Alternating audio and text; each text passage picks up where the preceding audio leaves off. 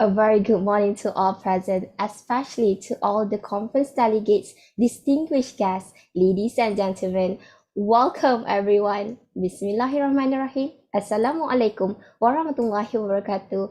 And a very good morning to all. Selamat datang and thank you for joining the 12th World Class Sustainable Cities International Conference 2021. In short, WCSC 2021. WCSC 2021 is entitled Low Carbon Society from Blueprint to Implementation is co-organized by the Real Estate Housing Developers Association, REDA, Malaysian Institute of Planners, MIP, and Malaysian Institute of Architects, supported and endorsed by Dewan Bandaraya, Kuala Lumpur, and University Malaya. I'm Nur Azira Najwa, and it is my pleasure to be your Master of Ceremony. The first keynote presentation this morning is David Sim.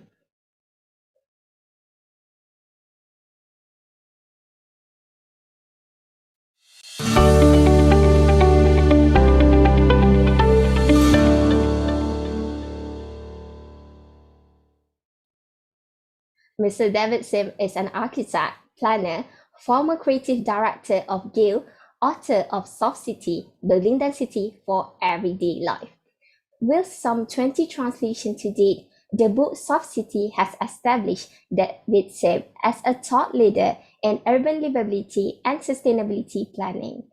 A well-respected practitioner, David Sim has an impressive portfolio of master plan, urban strategies, and design work across the globe, from the highland of Scotland to the lakes of the Patagonia, and from the suburb of Melbourne to downtown Tokyo.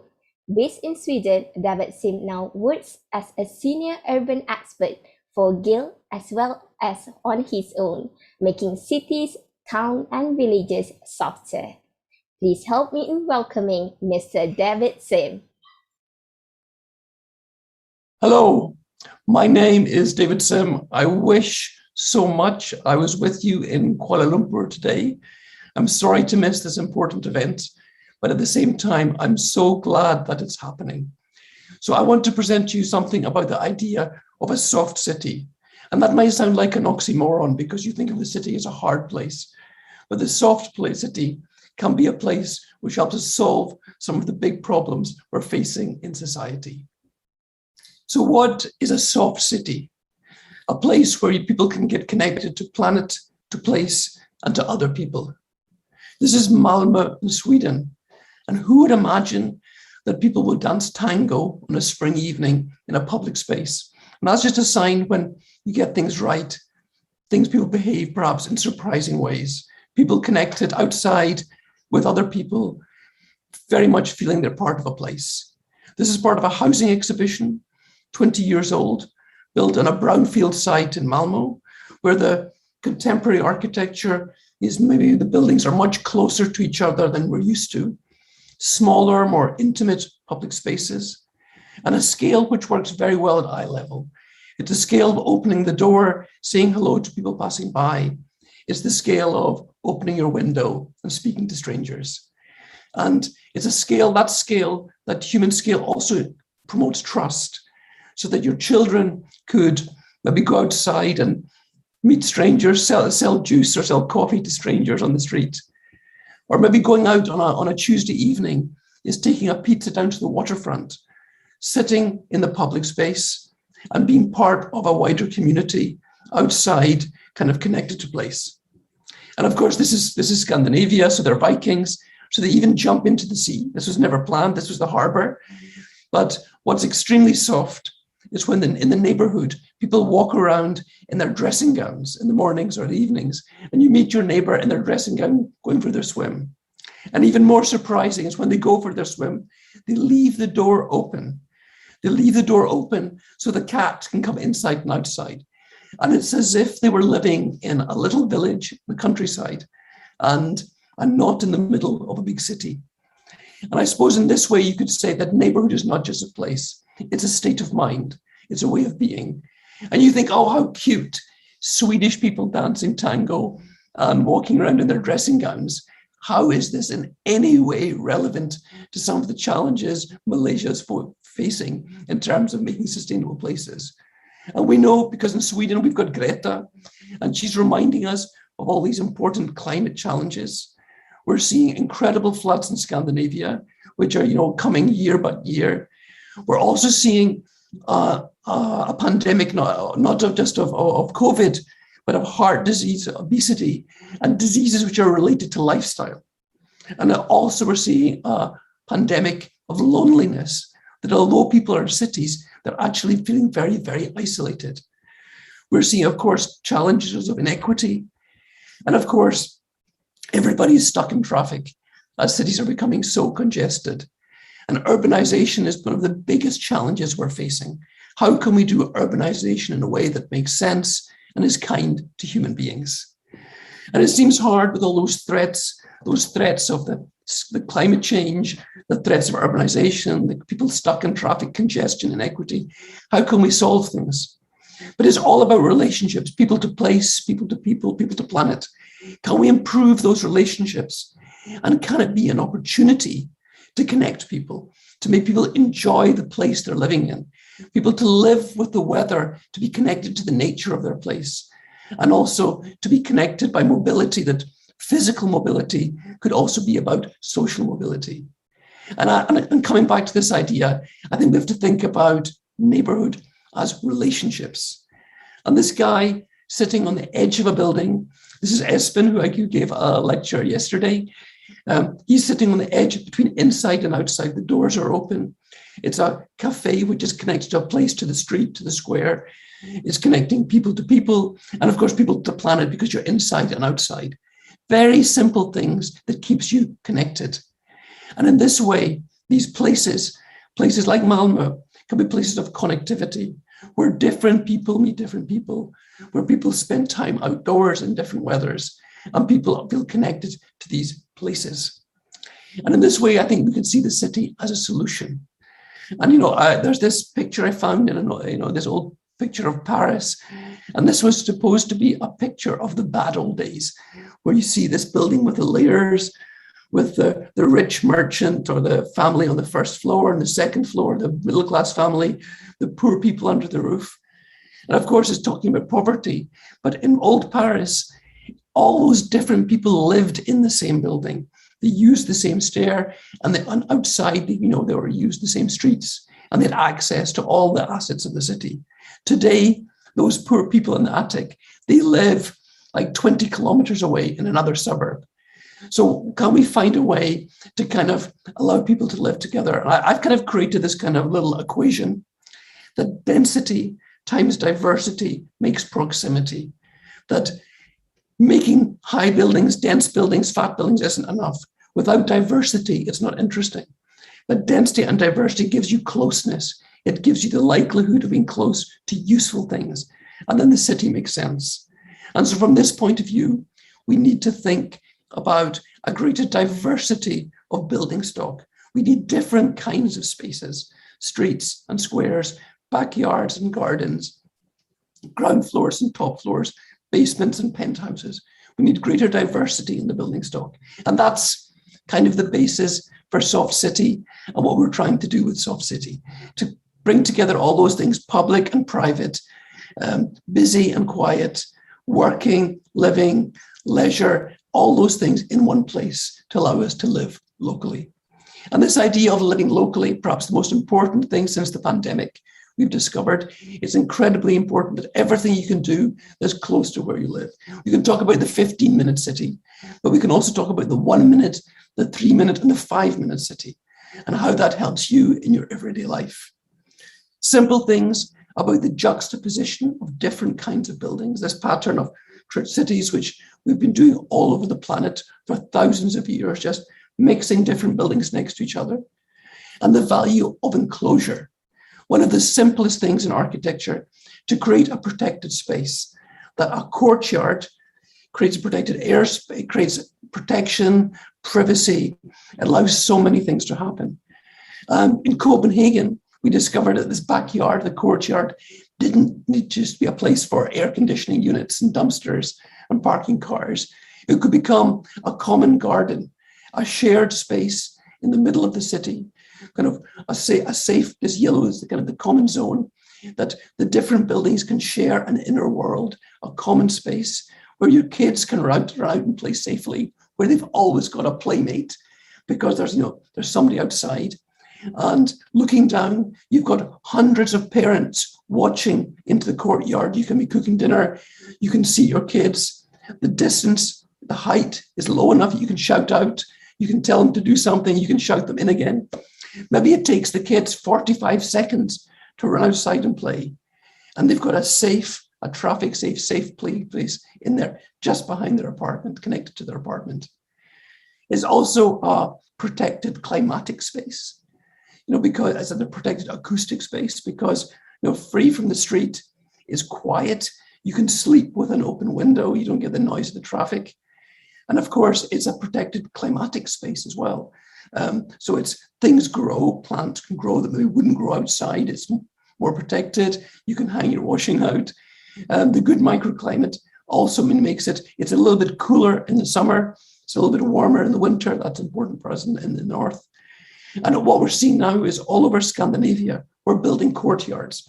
We are returning to this traditional building form because it performs so well and gives us so much. And these are just some of the courtyards in Copenhagen and Malmö, which are kind of responding to that need. And I think maybe the most interesting thing for connection or connecting people is the courtyard can also give a common identity. And this is what it means, that you can come downstairs, have a meal, meet your neighbors in this shared space. It's not public, it's shared between the different neighbors. And this, I think, is one of the important parts of, if we want to start making a more cohesive society, is having places like this. And of course, also, when we think about how to live locally, how to build densely and diversely, the value of layering, and just the difference between stacking and layering. The words sound similar, but stacking is like pancakes, the same thing on top of each other. But with layering, we accentuate the difference. The ground floor is different from the top, is different from the middle. And in every building we make, we really make the most of this layering. The layering that speaks to the street and the yard, the protected spaces of the middle floors and the upper floors which speak to the sky, even the basement, which is well connected to the public realm of the street.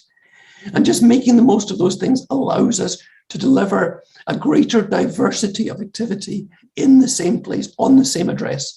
Different people might live in different parts of this building. And in this way, we can accommodate diversity in the urban environment.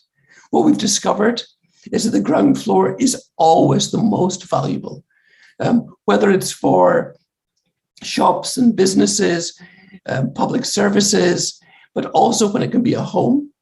Very often people don't want to live on the ground floor. But what we've discovered, that if we make a little front garden, a little edge zone, have some steps and stairs, that the ground floor can be extremely attractive. And now in Scandinavia, we're discovering that people want to live on the ground floor because it feels like you're living in a little house. Your own front door, your own little back garden, your kids can run in and out. So we're discovering that people will pay 25% more to live on the ground floor if you take care of this edge with a front door and garden. And in the same way, when we build in this low dense way, we can get more penthouse as well. It's not just one odd building that gets the penthouse. The whole top becomes a great penthouse. And this, of course, creates value and amenity. And so this is a kind of layered building, speaking to the street, the middle, it's shops and restaurants on the ground floor, offices in the middle floors, and then residential on the top. And this is a way of delivering great diversity and density in the same place, which promotes living locally. And of course, you can do other amazing things with the roof as well. This is our rooftop garden and restaurant in Copenhagen, where you can eat the food that's grown locally. And this scale, and I think this is something that when I look at the landscape of Malaysia and Kuala Lumpur, we have these little houses, very expensive houses, villas, and with these very tall apartments. And recognizing there's this missing middle. There's this other scale, which is extremely attractive and interesting for living well connected to each other in place. Second big theme about the book, getting about and getting on. So physical mobility is also about social mobility. And I guess time. time must be the most democratic thing, because no matter how rich you are, how well educated you are, you've only got 24 hours. If you're lucky, you get 8 hours sleep. If you're lucky, you only work 8 hours. So you've got 8 hours left for everything else. And if a big chunk of your own time is eaten up by travel, of course you lose, you never get that time back.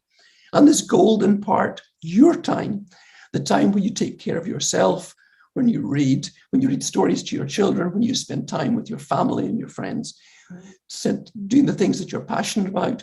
This time, if we can make, by reducing travel time, and we give you more of these few hours a day extra, we can improve your life enormously. And so this idea of the 15-minute city that everybody's talking about, again, breaking it down into 1 minute, 2 minute, 3 minutes, recognizing how your home connects with the street and transportation. And this idea that mobility, it starts at your apartment door. And those simple things, it takes you 10 seconds to walk in and out from the street. It takes you maybe 15 seconds to walk from the street through the building to the courtyard. And maybe it takes you 45 seconds to walk up to your apartment. So this idea that mobility is also in the buildings. And the simple things you can do. And this is when I get very excited. This is a picture from Copenhagen. And you can wonder what's all the fuss about. And what you see here is the pavement, the sidewalk is continuing across the side street. And that means that when the car comes, it has to stop. And the pedestrian has the right of way. And of course, this gives dignity to the pedestrian. But this also turns the street into a time machine. Because what happens is that you don't have to stop on every side street. You get to keep walking. And this means that your 5-minute walk becomes a 3-minute walk because you don't need to keep stopping all the time. It also means your children could walk to school on their own because they don't have to cross the street. They can walk 10 blocks and they don't have to cross the street.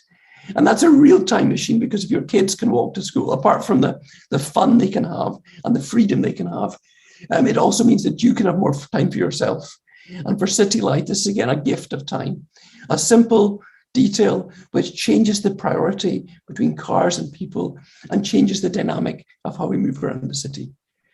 Simple things. Copenhagen and many cities in the north of Europe have used the cycling as a form of transportation. Everybody can cycle. You can see the grandmother, grandfather, the children, everybody cycling. And a very simple system of having a curb separated, grade separated. So there's a curb between the pavement, the sidewalk, and the bike track.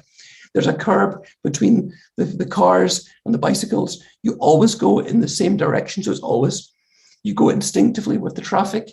And because you've got pedestrians on one side, that feels very safe. You've got the parked cars on the others, that also makes you feel very safe. And remember, for those of you in Malaysia, this is continental Europe, so it's the other way around. So I guess this would be on the right-hand side in Malaysia. But this is also allows you to move differently, and you can spontaneously stop, when you're cycling, because you're in the same airspace, you're at eye level with people. You can say hello to your friends, but you can even smell the bakery.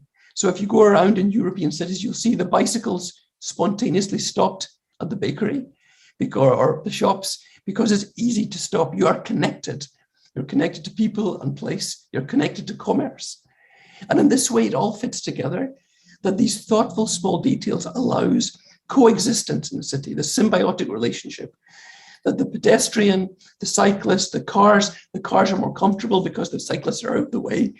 Driving is easier when the cyclists stay in their own territory. And again, everybody can, even the shopkeepers can be part of this harmonious ecosystem. And in Copenhagen, people cycle in the summer, but even in the winter. 70% cycle every day because it's convenient and easy. And again, if we think about moving around the city, public transport, if we think about it as part of the public realm, the seamless movement from window shopping, buying a coffee, buying your ticket, and just getting on the bus, this ease of waiting in the street. It feels much safer to wait in the street than inside a station, perhaps underground. It's more spontaneous. You can be drinking your coffee, or in Hamburg, it might be your beer, waiting for the bus to come. And you're part of city life until the very last second when the bus comes. And of course, for these old ladies in Japan, it's a safe, comfortable social space, easy to get on and off, and much saving them a lot of time going down underground. Also, it's instinctive to negotiate. This is trams in Basel, in Switzerland. And the predictability of the tram line means people know exactly where they can walk, and they can easily negotiate moving through the transport. And of course, this eye level gives you a connection with people like, the driver, and also just moving at eye level connects you with the city. As you walk, as you move on the bus or on the tram, as you move through the city at eye level, you see faces and people, you see the leaves and the trees, you see what's going on in the shops, you see what the weather's like. And this is also about connectivity. It's a way of moving through the city that you're constantly connected to where you are.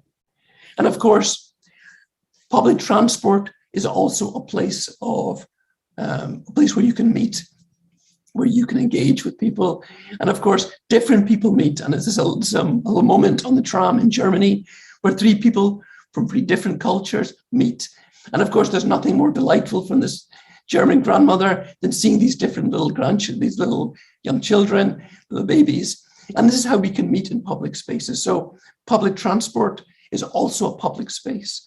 And in this nice, easy atmosphere of being up there amongst the light, it's also a place to engage with strangers. And so I think when we talk about transportation, I know there's so much talk about TOD, and that every time we have a bus stop or a metro stop, we should build a tower. But the problem with this system is it only really connects people to other places. So your apartment, your elevator connects you to somewhere else. This doesn't connect you to where you are. So I have this idea of neighborhood-oriented transit, that we think about the neighborhood first, the values that start at your front door, about how you go in and out, how you walk along the street, engaging with your neighbors, spending time outdoors, and that we have to build a transportation system which supports neighborhood life and how we are connected to people, place, and planet. Something like this is Helsinki with the tram, bus, bike lanes, people walking through a relatively dense urban environment, but still with the trees. And the trees is a good link for the final theme of Soft City. It's about connecting people to planet. And I call this living with the weather. In the north of Europe, it's cold and wet. In Malaysia, it's hot and humid. Can we learn to live with the weather? And obviously, for thousands of years, before cars, before air conditioning, we lived comfortably with the climates we had. We dressed appropriately. We lived appropriately. We took siestas when we had to. We took shade from the rain, protection from the rain. We took shade from the sun. So we've always had this knowledge and ability. And again, if we look at old cities, we know that the courtyard, the way of laying out buildings to get protection from the wind, to capture the sun, or protection from the sun. We know there are many, many old techniques for living with the weather. Now, in the cold countries, and this is in Sweden, we have cold winds. And this is an example. It's a wall. It's just a stone wall. But the stone wall creates a microclimatic room, a space where you can change the temperature. And so you can be outside in winter and enjoy the sunshine, even if the wind is blowing very, very cold. And this is the same thing, something similar here. This is the sunny corner of a square in Lund in Sweden. And you can see they've made the public chairs like sun loungers, so you can really enjoy the sun. But what's fantastic is even when there's snow on the ground, people can sit here because they can enjoy the sunshine on a very cold day. Now, other places, we're seeing that the weather's becoming too hot, and we have a kind of a process we call Mediterraneization, when the Mediterranean climate is spreading further north. And so, for example, here, this is in Bern in Switzerland, a former building, industrial building, has been opened up. They've opened up the walls to make an outdoor space, a cool outdoor space, so you can be outside on a hot, sunny day when it's too hot to be in the sun. They've used plants to cool it down. And this is another way of adapting. And there are so many simple ways, simple measures we can do to cool down the place. This is Bern, the arcades. And we've got a whole range of, some people want to be in the sunshine. Some people want to be semi in the sunshine. Some people want to be under the parasol. Some people want to be deep inside, like the cave of the arcade. And people are different. And this is also a kind of softness that in one cafe, there are all these different experiences of climate. So you can find the one that's just right for you. And I think if we design our buildings to maximize ventilation, to create shade and shelter, we can use this very simple techniques. We don't need to rely on technology. And again, this is the softness of finding simple ways to get protection from the rain without losing light. These shutters, I think shutters are one of the most intelligent forms of architecture. This is in Barcelona, and you can have the different shutters. You can louver them. It's both for acoustic, light, and air protection. You can control all of those things totally instinctively, and you don't need any technology. You just do this yourself. And so I think simple technologies can be hugely helpful. And also the spaces which connect us to the outdoors, the arcades, the back gardens, the decks, the balconies, the bay windows, the French windows, the loggias, the roof terraces, and these very simple additions to existing buildings. This is in Copenhagen, a cheap addition, a microclimatic space which can be adjusted.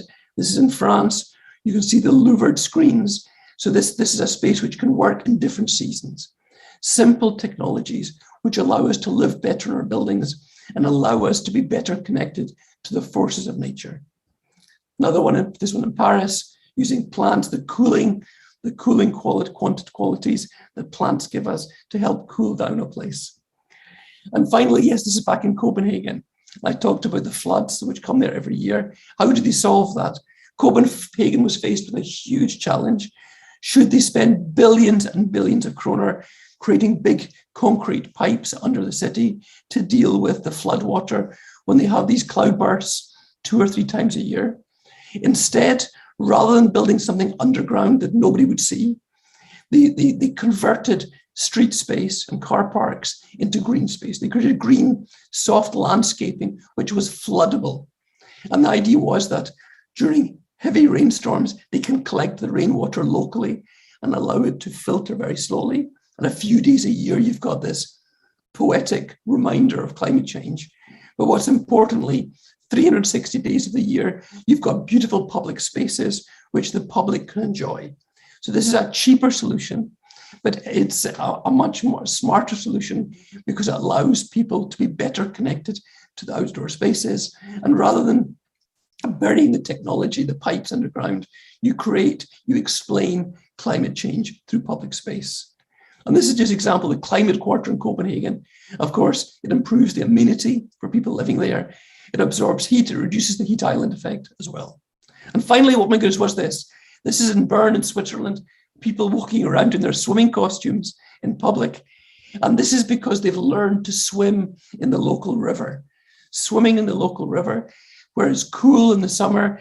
If it's 38 degrees and hot, you can jump in the river. So the bankers and watchmakers of Bern can just get in. And it's simply because they've got some concrete steps and a bright red handle so you can find the handle.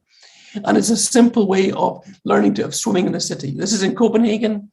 This is the harbour bath, a simple wooden platform which allows people to swim in the city. It means for poor families that can't afford to go on holiday, they can have their holiday locally. It means for local children, they can swim every day. The season gets longer every year because people learn to get used to swimming in the unheated water. And of course, it's very soft. Can there be a softer way of meeting your neighbor wearing your swimming costume? A softer way of spending time, being connected to nature, and really feeling like, wow, I live in a city with water and I can swim in the water when I feel like it. And this connectivity is really about people, place, and planet. You put it all together, density, diversity can actually make for delight. We can make places that are lovely to spend time, but also connect us to the forces of nature, allow us to be less reliant on cars, less reliant on air conditioning, living outside, living outdoors together, and in a more cohesive kind of society. And this dream, as we build densely, as we think about urbanization, if we have a more human approach, we can maybe deliver the same density, but in a form which brings people much closer to each other, with a much stronger sense of identity in place and a much better connection to the planet.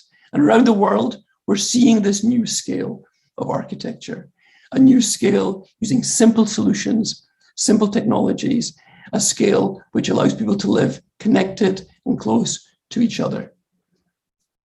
Like in Malmo, where people dance tango.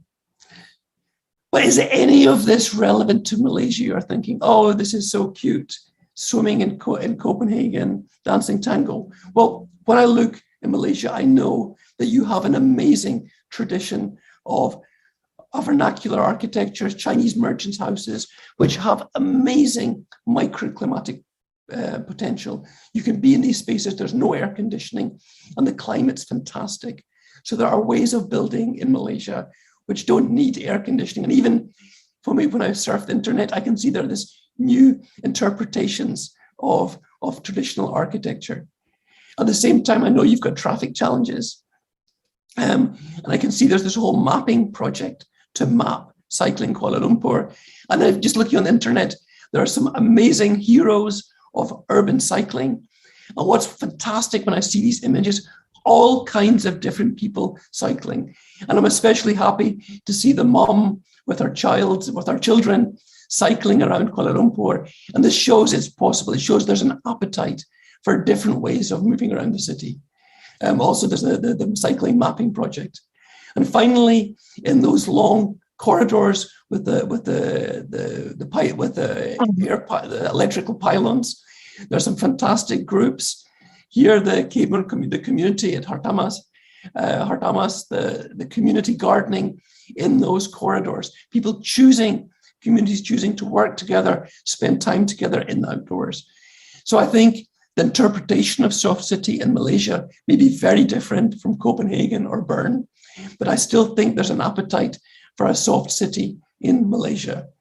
I think you can find ways to connect people to planet, place, and other people, and the city can be this platform. Thank you so much for listening, and I hope I can come to Kuala Lumpur and to Malaysia very soon and continue this conversation about how we make softer cities. Thank you.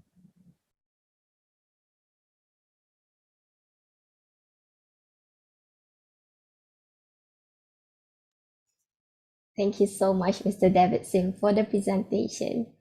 Now, it is with great pleasure to cordially invite the Vice Chancellor of University Malaya, Yang Berbahagia Professor Dato Engineer Dr. Muhammad Hamdi Abdul Syukur, to deliver his keynote presentation on low carbon and green campus initiative in University Malaya.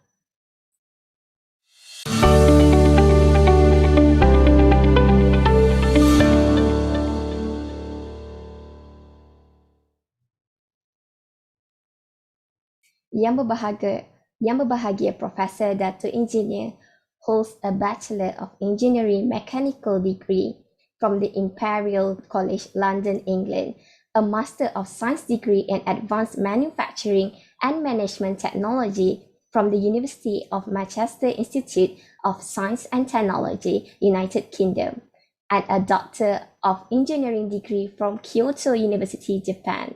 His astounding academic excellence as well as his remarkable leadership quality have made him a natural fit to helm University Kebangsaan Malaysia as its Vice Chancellor in 2019. And in November 2020, he assumed the role of leading University Malaya as the 13th Vice Chancellor. Please welcome Yang Berbahagia Professor Dato Engineer Dr. Muhammad Hamdi.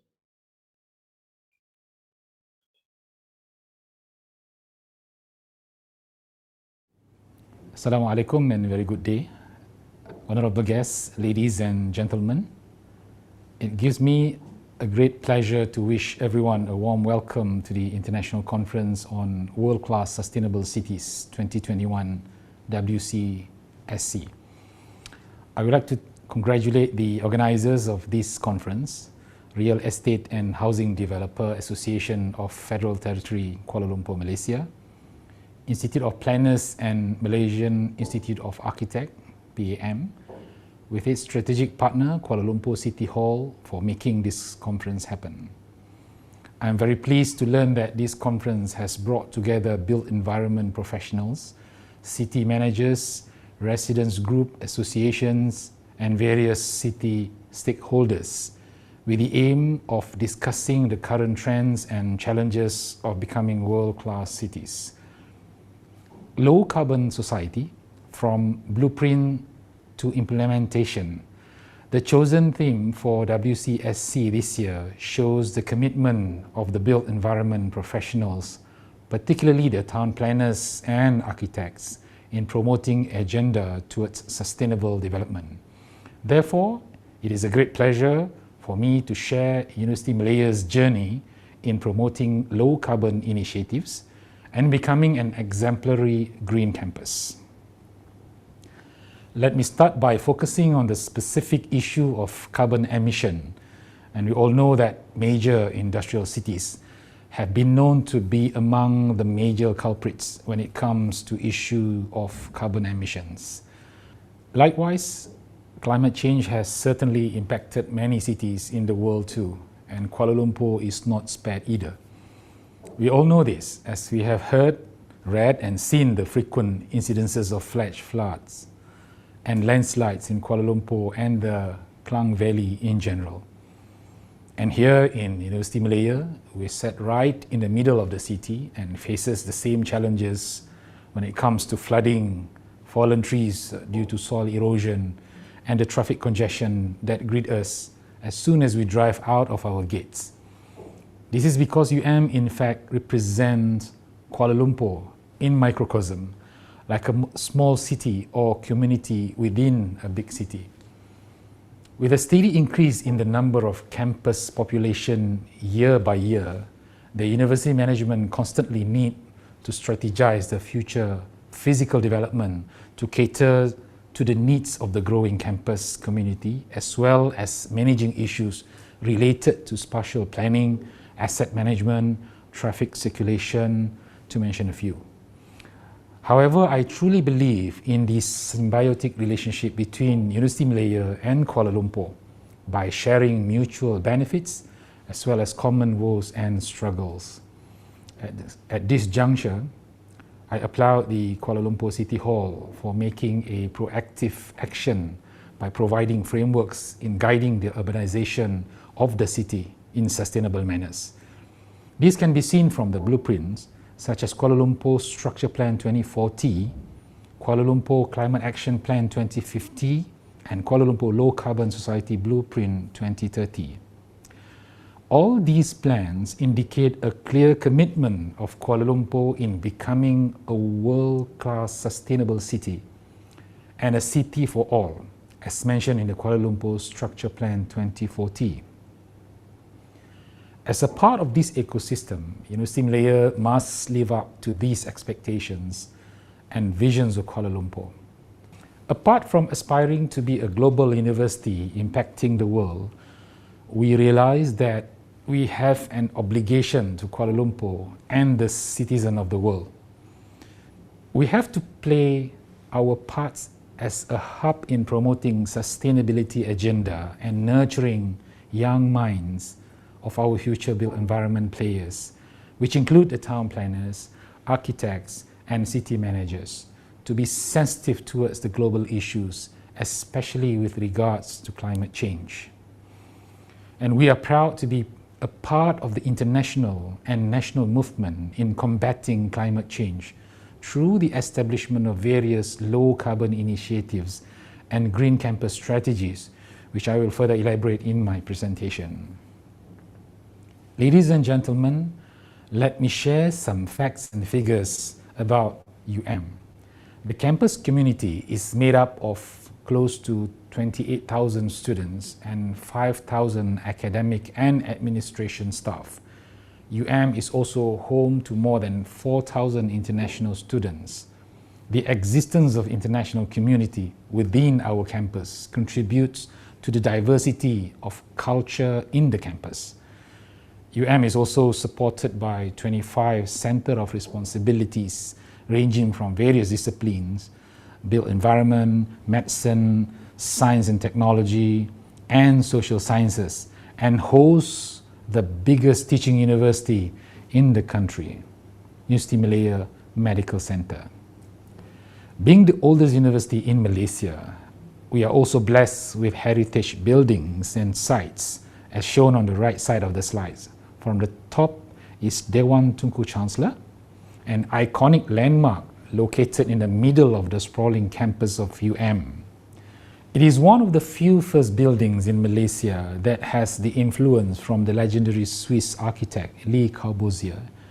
The old Chancellery building and Panggung Experiment are the other two heritage buildings that signify the glory of this premier institution. Apart from heritage buildings, we are also proud of our natural heritage, a botanical garden called Rimba Ilmu, which means forest of knowledge. It is a 700,000 meter squared green lung of Kuala Lumpur, and it houses more than 1,700 plant species, and the forest is also used for both conservation and education. It has a strong conservation function with a herbarium containing over 70,000 accessions, perhaps the second most extensive in the country after FRIMS. It plays an important role in environmental education, as there are visiting school students groups coming all the time. As the country's oldest university, the planning and design of the campus and buildings reflected the trend of the built environment of the past. Low-density development sprawling across campus may not fit with the recent trend and emphasis of the sustainability agenda. We have a large stock of old buildings that have been in existence for more than 100 years, and they were constructed with little consideration on green and sustainable features. So the challenge for us is to manage the existing infrastructure while pursuing green agenda and initiatives. We acknowledge the fact that being an educational establishment with teaching and learning as our main activities poses some challenges for pursuing sustainable development agenda. As large organizations, it is hard to deny that universities and other educational institutions do have significant emissions which contribute to the climate crisis. Toxic chemicals used in laboratories, insecticides and pesticides are abundant on many campuses. Chemicals depleting the ozone layer, causing increased human exposure to ultraviolet radiation, are common in cooling and refrigeration systems that can be found on campus, such as libraries, lecture halls, and cafeteria. The extensive travel of staff and students also contribute to the emission. We know that university-based scientists contribute to understanding of greenhouse gases and development of renewable energy, but at the same time, they are also implicated in development of the science and technology that is enabling continuing exploitation and usage of fossil fuels. Universities do have extraordinary potential for contributing to sustainable development and addressing the root causes of climate change. Yet, that contribution is not guaranteed and requires close understanding of the institution and its complex interactions with society and the environment. With these background issues, UM realizes that we need to have a strong commitment and will to create a systemic change that can move the whole university in a sustainable manner. At University Malaya, we have set our sight to become a carbon neutral campus by 2030 with strategic intervention of UM holistic participation from top management and campus community. This visionary journey is aligned with Kuala Lumpur Low Carbon Society Blueprint that aims to reduce 70% of carbon emissions by the year 2030. In developing our low carbon commitment, we acknowledge that the impact of our carbon emissions and our role in defining our future, recognizing the need for the skill, knowledge and creativity of all staff and students to develop low-carbon solutions. To develop an operational model for the institution that is in harmony with our academic endeavor, it needs synergistic approach from 4 angles through education, governance, resources, and practice. In terms of education, we realize that we have this responsibility of imparting knowledge and awareness in students on environmental issues. However, this itself can be a challenge as climate science involves interdisciplinary fields and may be difficult to be embedded in the subject-based or professional-based programs.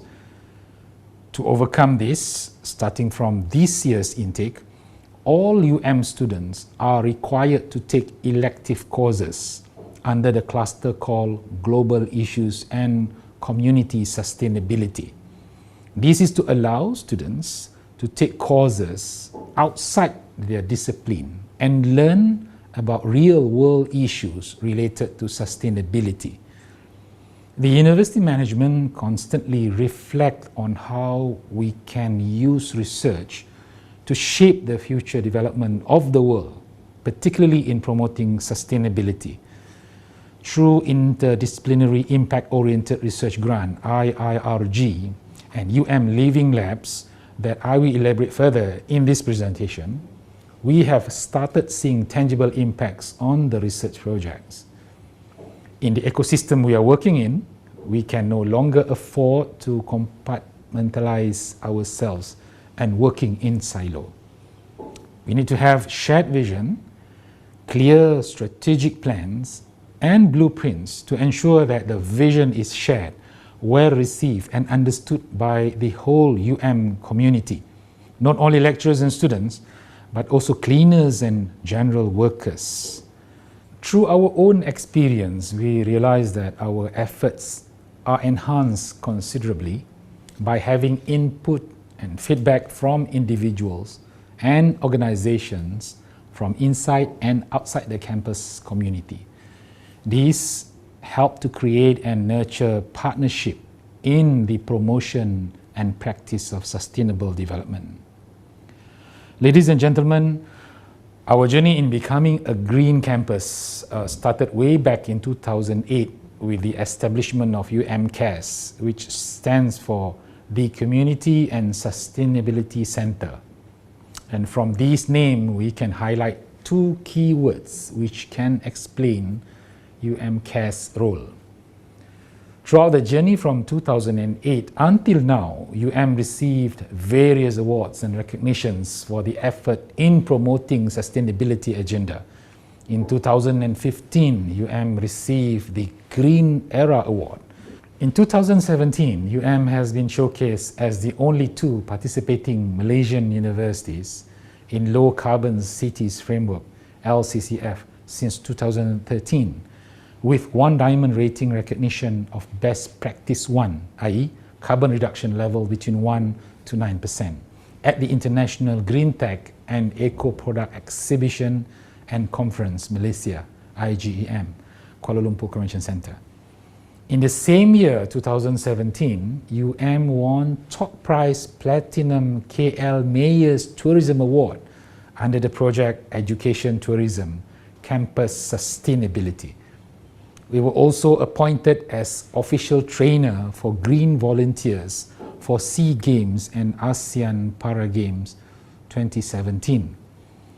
In 2019, under its Water Warriors project, emerged as SDG 14 champion and River of Life Special Award from Petaling Jaya City Council.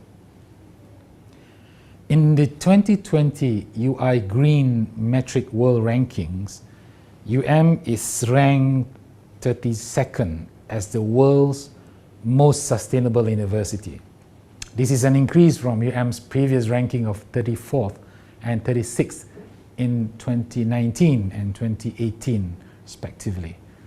I'm also pleased to report that is ranked as the 5th most sustainable university in the Asian region. is also regarded as having one of the best water and waste management systems in Malaysia. We received a perfect score in the Water Management Initiative, a 95.8% in the Education and Research Initiative, and 87.5% in the Waste Management Initiative. Throughout this journey, does not do its work alone, but taps the expertise and voluntary interests of many others within and outside We work closely with a comprehensive network of NGOs, private organizations, and businesses who have community interests and sustainability at heart. The commitment of in achieving the vision of reducing carbon by 2030 is outlined in Eco Campus Blueprint. This document serves as guidelines used by community to achieve a sustainable and green campus. The blueprint places an emphasis on 8 core areas. Number 1, landscape and biodiversity management. Number 2, waste management. Number 3, water management. Number 4, energy management. Number 5, transportation system management. Number 6, green procurement. Number 7, education, management, environment and climate change. And number 8, change management in governance, participation and communication. All 8 core areas have been identified as requiring commitment and a holistic approach spanning disciplinary expertise and responsibility centers, which includes top management at academic and non-academic staff and students. Living Lab, on the other hand, serves as a knowledge or action research platform for the Department of Development and Estate Management, JPPHB, as the process owner in waste management, water management, energy management, and greening and biodiversity to gradually improve the sustainability of their operations. With this approach, researchers join hands with JPPHB staff and other relevant stakeholders in to systematically improve performance in these areas according to specific targets or KPIs. And this approach is more focused, systematic, collaborative, and transdisciplinary in nature as compared to other research grants. All in all, it is a one-step experiment which combines 2 main components, namely research and sustainable campus transformation plan. Living Lab is introduced to support the aspirations of to be among the leading eco-campus while promoting participations of the entire campus. Through translational research of Living Labs, our researchers can contribute to the realization of Eco Campus Blueprint and subsequently address sustainability issues within campus. I will just share here some of the projects conducted under Living Lab grants. We have these slope eco-engineering techniques that are able to reduce soil erosion and increasing soil carbon storage and green surface. We also have projects on carbon storage mapping through real-time GPS tracking and IoT monitoring that can reduce global energy use while absorbing and fixing carbon dioxide from the source or atmosphere. We also had Zero Waste campaign in 2010, and this Zero Waste campaign project has contributed significantly in environmental protection with the diversion of a total of 1,141,190 kilograms of different wastes from disposal to landfill with its recycling and on-site treatment in The types of waste collected are food waste and green waste for in-house composting and anaerobic digestion, use, clothes for reuse and recycling, materials recyclable for reprocessing as secondary materials, and e-waste for recycling. In terms of capacity building, the ZWC has trained over 12,000 people from a variety of local and international organizations. Every year, approximately 60 to 70 delegates visit the ZWC Center, with each delegate bringing between 10 to 50 people. These visitors come to ZWC to gain knowledge in biological treatment methods such as composting and anaerobic digestion, as well as separate collection and integrated waste management on campus. Through this ZWC project, we managed to turn waste into wealth.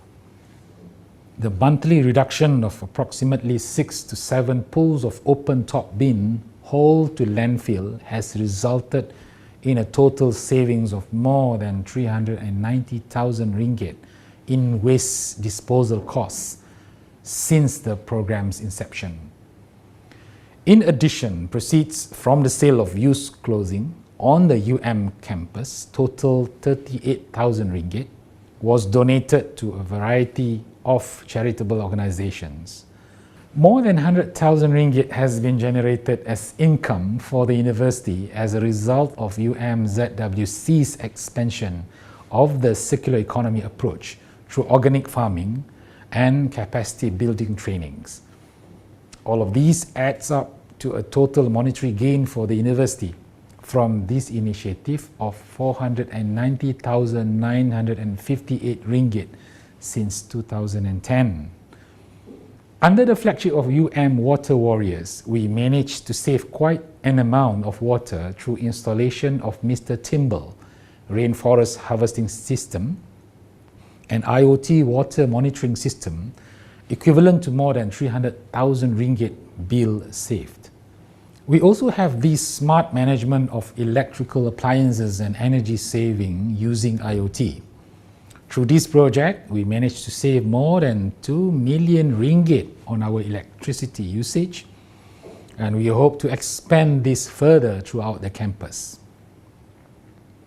At this juncture, let me tell all of the audiences that all of these projects and Living Lab initiatives has successfully addressed the 3 pillars of sustainable development: environmental sustainability, societal well-being, and economic performance. These can be seen from the reduction of carbon emission and the monetary gain that we benefit from the projects. As you can see on the slide, through Living Lab projects, we managed to divert 17,630,000 kilogram carbon sequestered from 2015 to 2020, and this equals to 291,515 trees, seedlings grown for 10 years. So this is just to show the total monetary gain that we benefit from total direct income and indirect savings from Living Lab initiatives. These slides basically summarizes the achievements that we have gained through Living Labs. The most significant achievement would be the human capital development. The graduates produced through Living Lab grants have gained significant knowledge, skills, and experiences in sustainable development, and this definitely will create a ripple effect that benefit humankind. Ladies and gentlemen, at the beginning of my presentation, I mentioned about having symbiotic relationship with Kuala Lumpur, and that being a microcosm of Kuala Lumpur. As a higher educational institution, we have a considerable expertise and capacity in fields related to sustainable development. As such, we can provide valuable input and information to local authorities in the implementation of initiatives aimed at enhancing long-term sustainability. We realize that we might be lacking experience or connections to community, in particular the grassroots level, where sustainable issues were very often acutely felt. Therefore, we are proposing here to create a partnership either with the local agencies such as Kuala Lumpur City Hall, as well as business and other non-governmental organizations to create a more consolidated approach in pursuing sustainable development agenda. We believe that such arrangement will bring a good cross-section of participation and representatives in transforming our society. We would like to suggest that through our research centers such as Sustainable Urban Planning and Real Estate, SUPRI, Center for Building, Construction and Tropical Architecture, BUCTA, and Center for Transportation Research, CTR, to name a few, to be partners and members of the Kuala Lumpur Urban Observatory, which has been initiated by Kuala Lumpur City Hall. This partnership will benefit both parties, and through this institutional setup, it will ensure a regular involvement in the practice of sustainable development. As a take-home message to everyone, we all know that the major root cause of climate change is human. Hence, we need a human solution, one that involves changes in human understanding and action. The first thing that we need to realize is that sustainability is not an option, and it is everyone's responsibility. By having a commitment towards low carbon, we must reassess all our activities so that they are not contributing to environmental degradation. I have mentioned about the importance of strategic partnership, as everyone has to play an active role, as we are all global citizens. Whatever we do, no matter how small, would have an implication toward the environment. Before I end my presentation, I would like to stress that our low carbon commitment embodies our pledge to creating a world-class university that is both dynamic and engaging place to study and work within an efficient and sustainable environment. Thank you very much.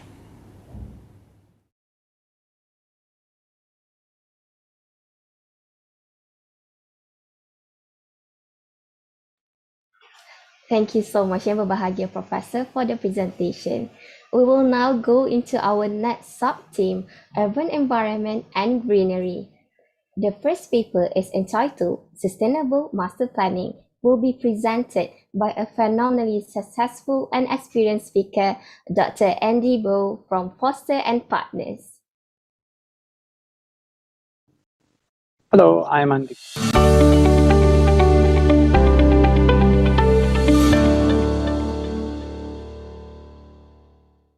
Dr. Andy Bow is a senior partner and a deputy head of studio at Foster and Partners. He studied architecture at Mackintosh School of Architecture, Glasgow. Dr. Andy joined Foster and Partners in 1996 and has worked on a wide range of projects in over 30 countries. Dr. Andy is passionate about sustainable city planning and has led the replanning of Trafalgar Square, the redesign of Old Port in Marseille, the Sesto Master Plan in Milan, and the Foster Partners building on the new High Street of the Battersea Power Station Master Plan in London. He is an ARB registered architect and became a Fellow of the Royal Incorporation of Architects in Scotland in 2011. In June 2014, he was awarded an honorary doctorate from the University of Glasgow for his lifelong contribution to architecture and education. Please welcome Dr. Andy Bow. Hello, I'm Andy Bow. I'm a senior partner at Foster and Partners, and I'm happy to join you from our London office. I'm sorry that I can't be with you. Hopefully next time. And I'd like to present some thoughts on city planning. And I begin with a film about the work of our practice. And firstly, there are some words from our chairman and our founder, Norman Foster, where Norman talks about how we continue to learn the lessons from the past as we look towards the future, with a firm belief that good design can make a difference. From the early days of our practice, you will start to see that we make life incredibly difficult for ourselves by never doing the same things twice. There is no rule book here. If there was, it might say that we think it important that there is a clear expression of structure, that we love natural light in our projects. Equally, we design climate appropriate. So here you can see shading in buildings in the south of France. We design everything from door handles all the way to whole metro systems for cities. This is Bilbao, and buildings that breathe, the Commerce Bank.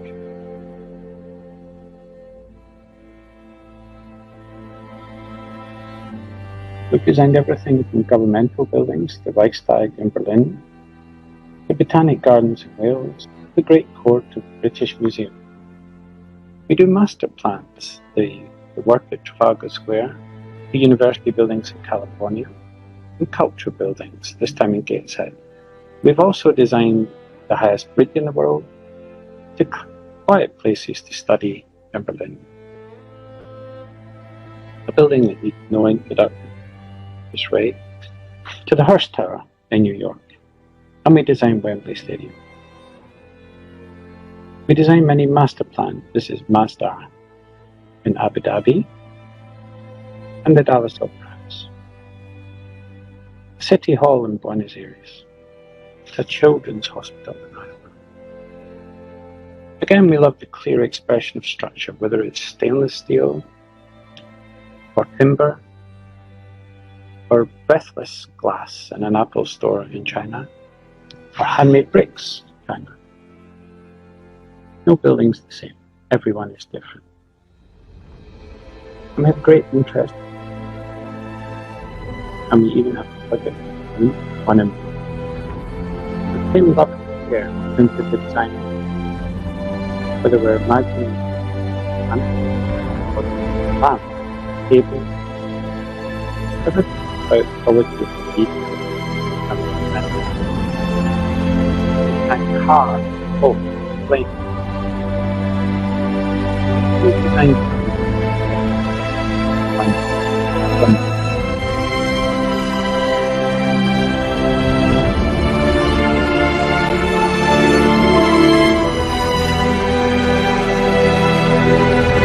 all that for one of the problems.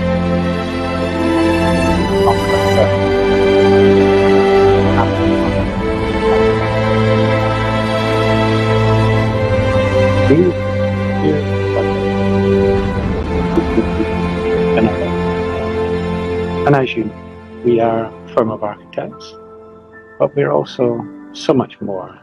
We're master planners and urban designers. And that's really what I'm going to talk about today to your conference on city planning. I could have spoken about many buildings, but I'd like to talk about infrastructure. And there are many different facets to infrastructure, how we move around the planet, and the new changes in mobility, and also the changes in how we live and how we work, and how that's going to impact on the subject of infrastructure. The reason why I talk about infrastructure is that we have a global perspective. When I was born, there were 3 billion people on Earth. If I live another 20 years, there might be 9 billion people on Earth. 3 times as many people on Earth since the day I was born. And this has a profound impact on everything we do in our practice. And when we design, we really do think globally, and we always start with the climate analysis. There is an enormous difference between designing for the intense heat of the Middle East, or in places like Malaysia and Singapore, where you deal with not just intense heat, but also heat and humidity. And you can see from this diagram where we are in London, dealing with the northern climate, where everything changes with the 4 seasons. And this is what we call climate appropriate design. And that's really the theme of what I'm going to describe today. So I begin with how one responds to intense heat, imagining that in some ways the sun is almost your enemy as a designer, the architecture of shade. And I begin with a very important project. This project is Masdar. It was designed in Abu Dhabi maybe 15 years ago. And I think it's extremely interesting because, as Norman said at the beginning, in order to look to the future, we have to learn the lessons from the past. And what we did with this project was we looked very, very carefully at the DNA of the historic city. And what we found in cities in this part of the world was that the streets were very narrow, and that happened for good reason. But of course, the dilemma is how then do you start to move around a city in greater numbers when you have very, very narrow space between buildings?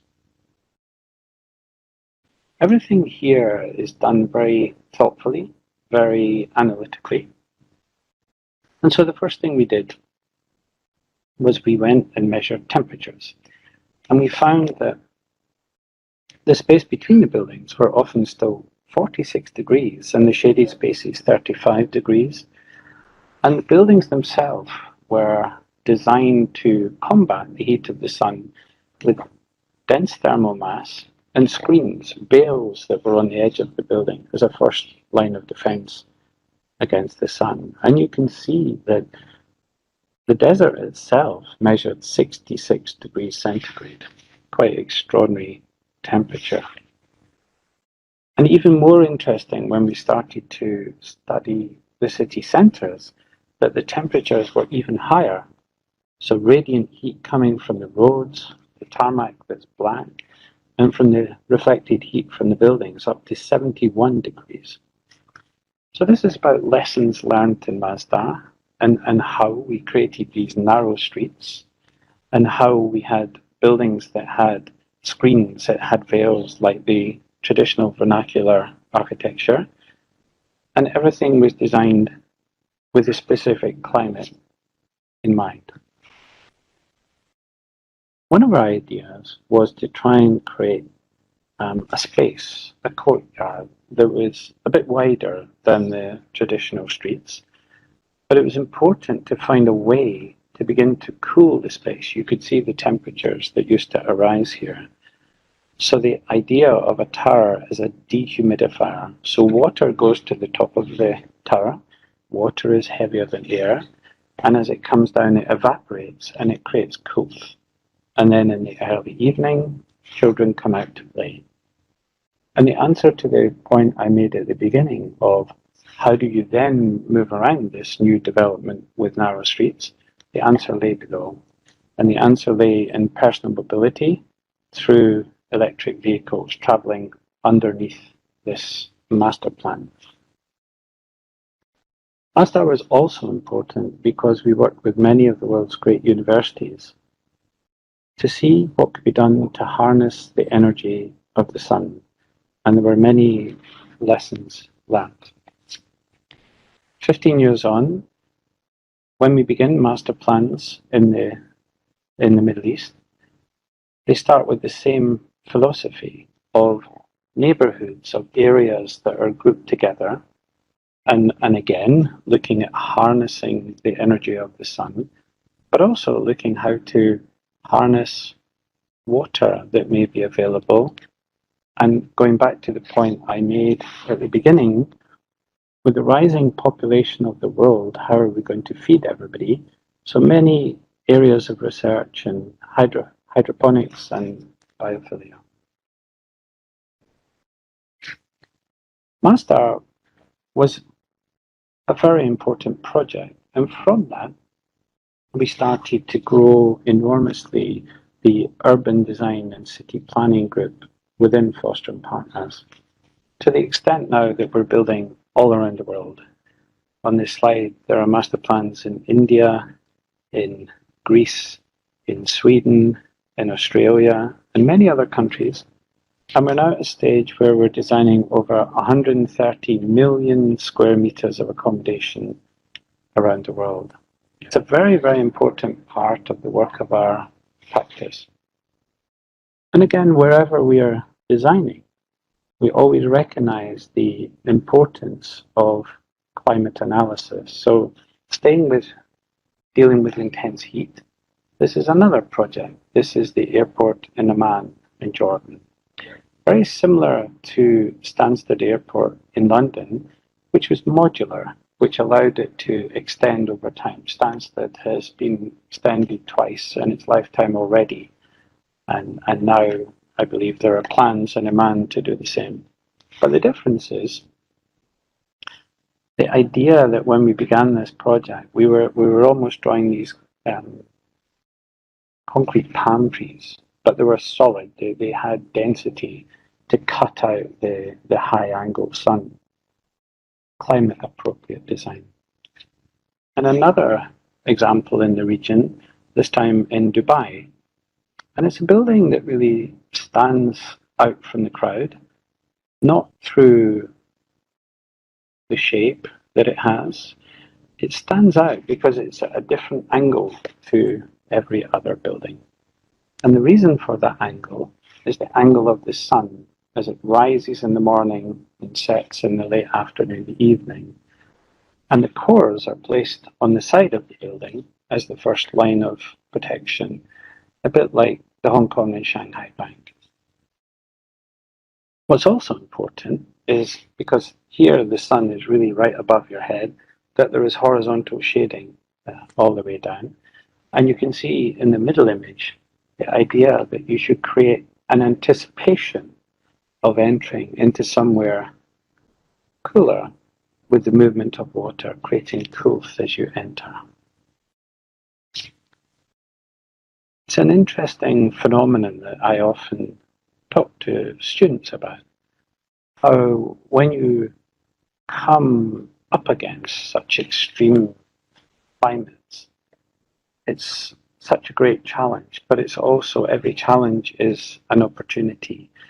And you can see in these slides the beauty of the cast shadows that really form the architecture from the screens that are on the outside of the building. And then the importance of threshold, moving from a beautiful green courtyard into a building through a series of layers, shaded, and then screen layers. And a theme that repeats in the Apple store in Dubai with some beautiful screens. You can see they're quite tall, you can see the height of people. So maybe the screens are 5-6 meters high, but they're made of carbon fiber that makes them very easy to move. And it just allows the building to track the path of the sun and close down. It's almost like the building is closing its eyes. But a very beautiful thing, tailor-made for Dubai. This project I find very interesting. This is a building we did for the Emirates, and it was a small pavilion that was designed for an expo in Milan. And often what happens with expos, at the end, the buildings are simply demolished. But in this case, you can see some vertical lines. The concept of this building was that it could be reused, which is an increasingly important subject in the 21st century. So this little pavilion was designed, and the curves that you can see were actually created to form shade, with the knowledge that in Milan, the building would be in one orientation, and then it would be moved to Abu Dhabi and rest in a different orientation, but the curves that were generated would provide shade in either location. And I think it's a very interesting project from the point of reuse and allowing people to have that first line of protection from the sun, in this case, perhaps when they were queuing to go and see an exhibition. Overall, if I have a general theme in this talk as well, it is that city planning is not really about square meters or square feet or net to gross or any of these things. It's always about people. Whether it's Norman's idea that people could sit on the building in Nîmes and rest a while. You know, as a tourist, when you're moving around, it can often be hot. So you could rest on the building yourself. Or the same idea in Hong Kong, you can see the middle image on the left-hand side, where you can sit on the building on a grand terrace watching the sun go down in Hong Kong. And a similar idea in London at the Scoop, which is next to City Hall. The idea that there can be evening cinema and it's a nice place for people to rest. But always in all of these images, some architects often do photographs of their work and they don't have people in them. But for us, it's the opposite. It's all about people. And that's an important thing as a designer, always leaving a city better than you find it. Now I'd like to talk about heat and humidity, where you are in Malaysia. And this is an interesting project. This is the Petronas University, and it's in the northern part of Malaysia. There's a series of very simple buildings, and they're almost designed around a university quadrangle. And what's clever about this building, I think, is that the complex of buildings is crowned by a very, very large canopy. And that serves a number of different purposes. First of all, it gives the university a sense of grandeur, a scale. But environmentally, what it does is it captures the rain. I've been coming to Malaysia for the last 30 years, and I'm conscious that at certain times in the afternoon, there is often very, very heavy rain. And you can tell when it's coming because the guys on the mopeds turn their jackets back to front and hide under the flyovers. And it's very, very intense, and then it cuts off very quickly. It's like a shower that's being turned off. And then gradually people come out again, and then you see the heat rising from the tarmac. And unless you've actually experienced that as a designer, unless you've actually seen it, it's hard to imagine when you're a student on the other side of the planet how you should be catering for that in terms of design. So the way it's dealt with here in Malaysia is to gather water on the roof. The water is gathered, they come down the pipes, and it feeds the landscape. And then the final contribution that the canopy makes, it has a sense of grandeur, it gathers water, but it also creates breezeways, which are very, very important in your part of the world. And this then, an idea that we took further in Singapore, a project called South Beach. It's opposite Raffles Hotel. And originally there was a thought about a kind of shopping mall that would be air conditioned. But what we wanted to try and create was something that was more subtropical. And in this case, the curves that you see were generated to harness the wind and to create breezeways. And then this little film will illustrate. We see the trees. Different orientation where the wind comes. And again, we have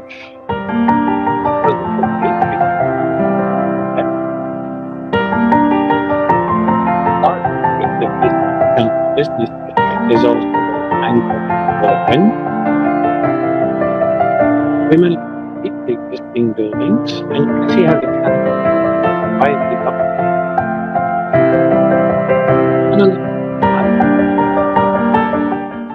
And whenever the roof sees the sun, there are photovoltaics.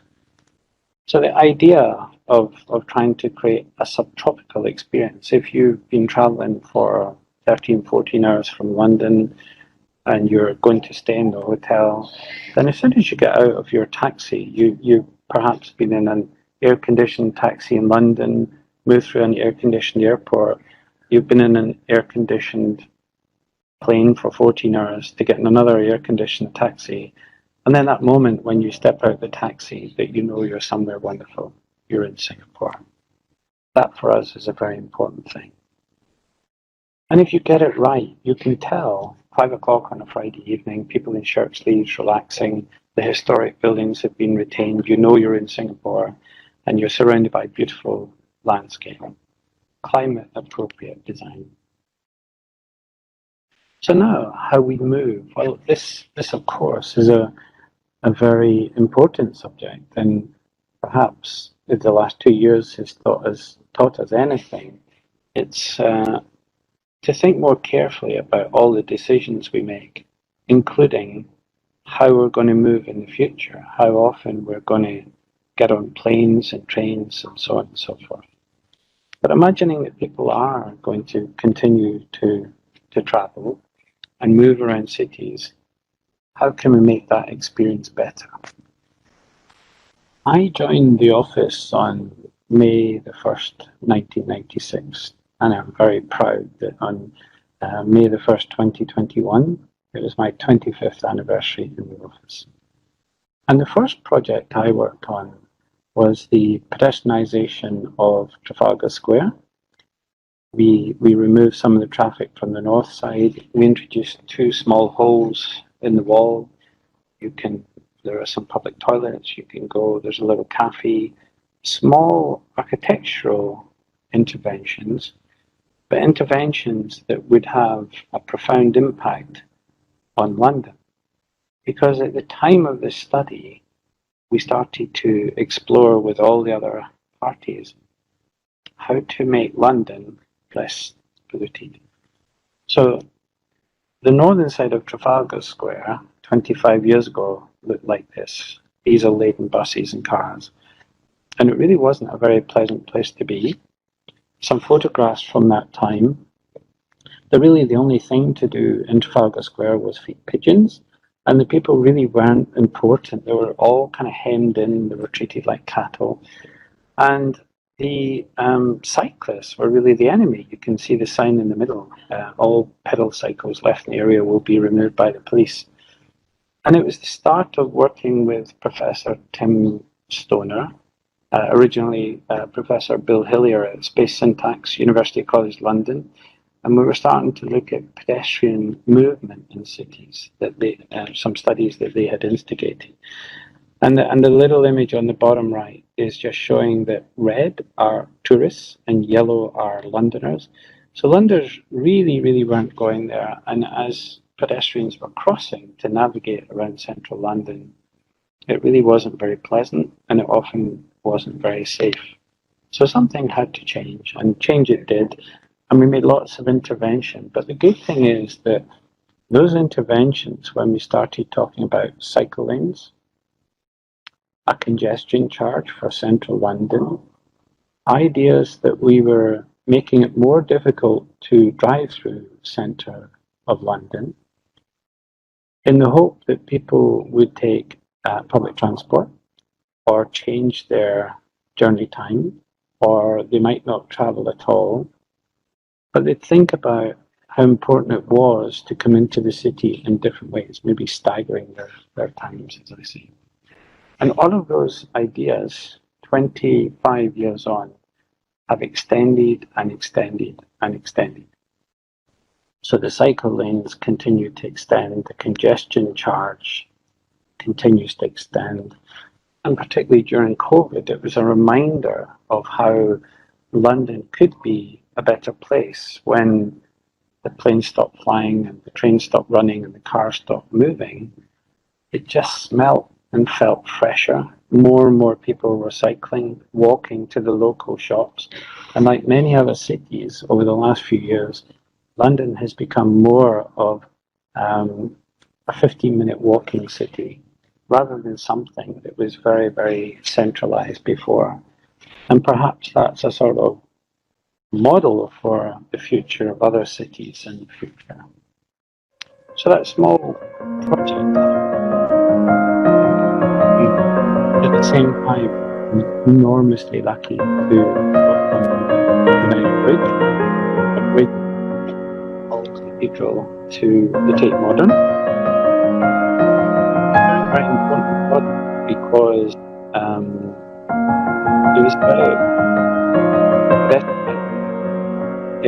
it was about people moving around the city in new ways. And it was the only time that you would cross the Thames without the noise of traffic or trains. And that was a very, very important experience. 21 years on, we did a study recently with space syntax again. 21 years on, we thought originally maybe 2 or 3 million people a year would cross the bridge. But in 2019, the study showed that over 7 million people were crossing the bridge per annum. And so if you do the maths, 7 times 21, it might be fair to say that up to 100 million people might have crossed the bridge since it was opened. And that's very interesting because visitor numbers to St. Paul's have more than doubled, and the Tate Modern is now an incredibly important cultural attraction in the United Kingdom, in the City of London.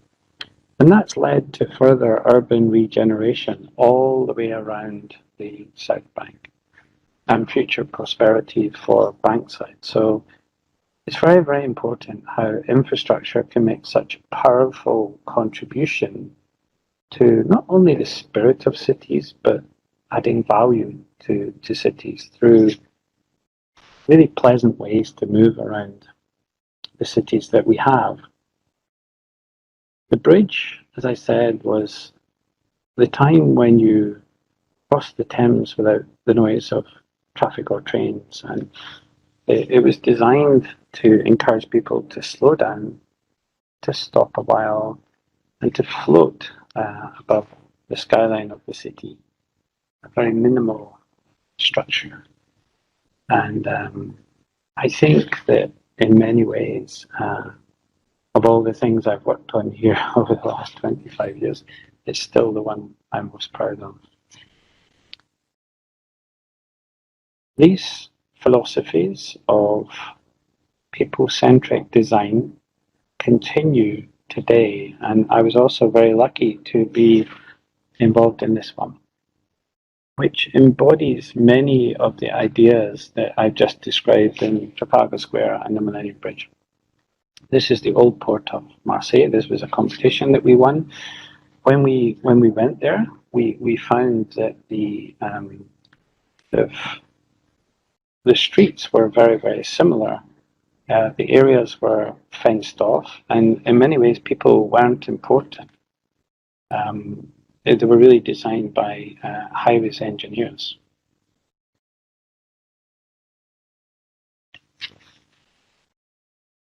You can see from this image a picture of the existing fabric of the city. And there's the existing fabric of the city, sorry. And you can see how the cars were really like a giant wound that dissected the city from its lifeblood, which was the water. And there was very little space for pedestrians. And the photograph I showed you a moment ago is down at the bottom. And we changed all of that. So we increased the number of pedestrian crossings. We slowed the traffic down, as we have done in London, to make a much more pedestrian-friendly place. And the yacht owners' facilities were moved onto individual pontoons on the water to free up some more space. And the good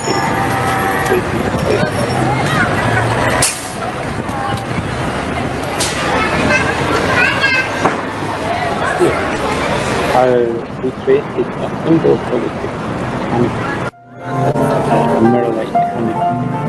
And now people have come and they believe this project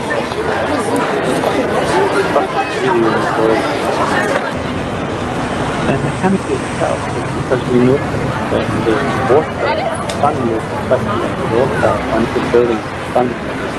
So this is a celebration of the light of the sun. And there is no artificial light in the canopy. Really, it does everything. Beautiful thing at sunset, amazing thing at night. And you can see in the end how this canopy has become a focal point for the new regenerated old port of Marseille.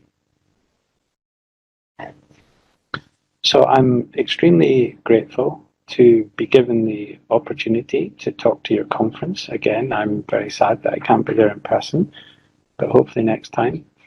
And I leave you with some images from our projects that just illustrate how important inclusive design is for everybody of all ages and for all future generations. So with that, I send you my very, very best wishes from London, and I look forward to my next visit to Malaysia, a country that's very, very important to me.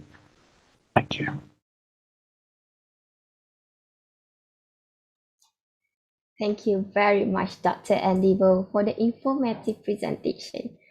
If participants have any question, please raise in the Q&A box below and will be addressed during the panel discussion after the next paper presentation. Moving on, the second paper presentation this morning will feature the Deputy Secretary General of CityNet, Dr. Aiza Tobing, with her presentation entitled Planning and Design of the City for Climate Mitigation.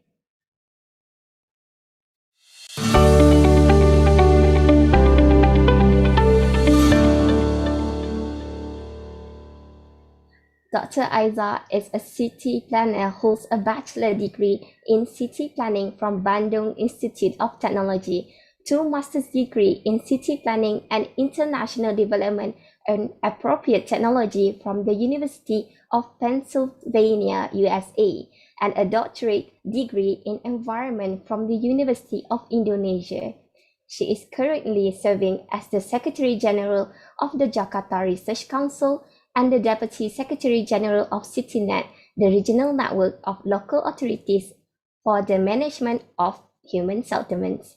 She is also involved in several international organizations, including the Institute for Transportation and Development Policy and the C4 Climate Leadership Group. Please welcome Dr. Aiza Tobing to deliver the presentation.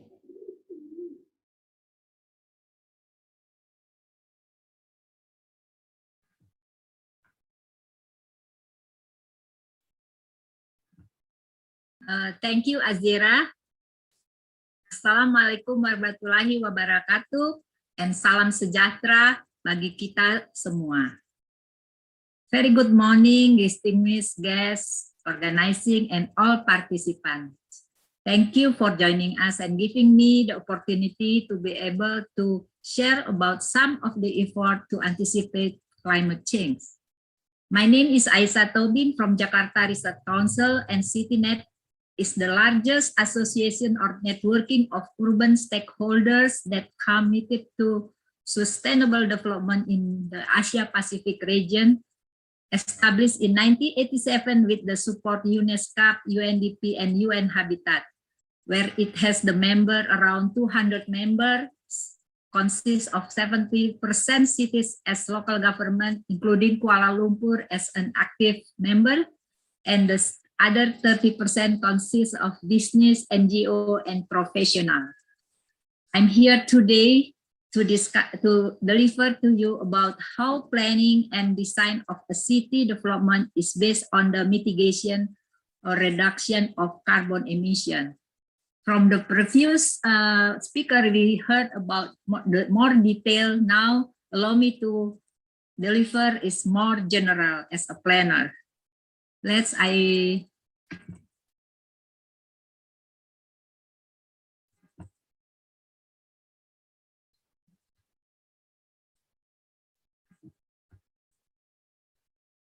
Start.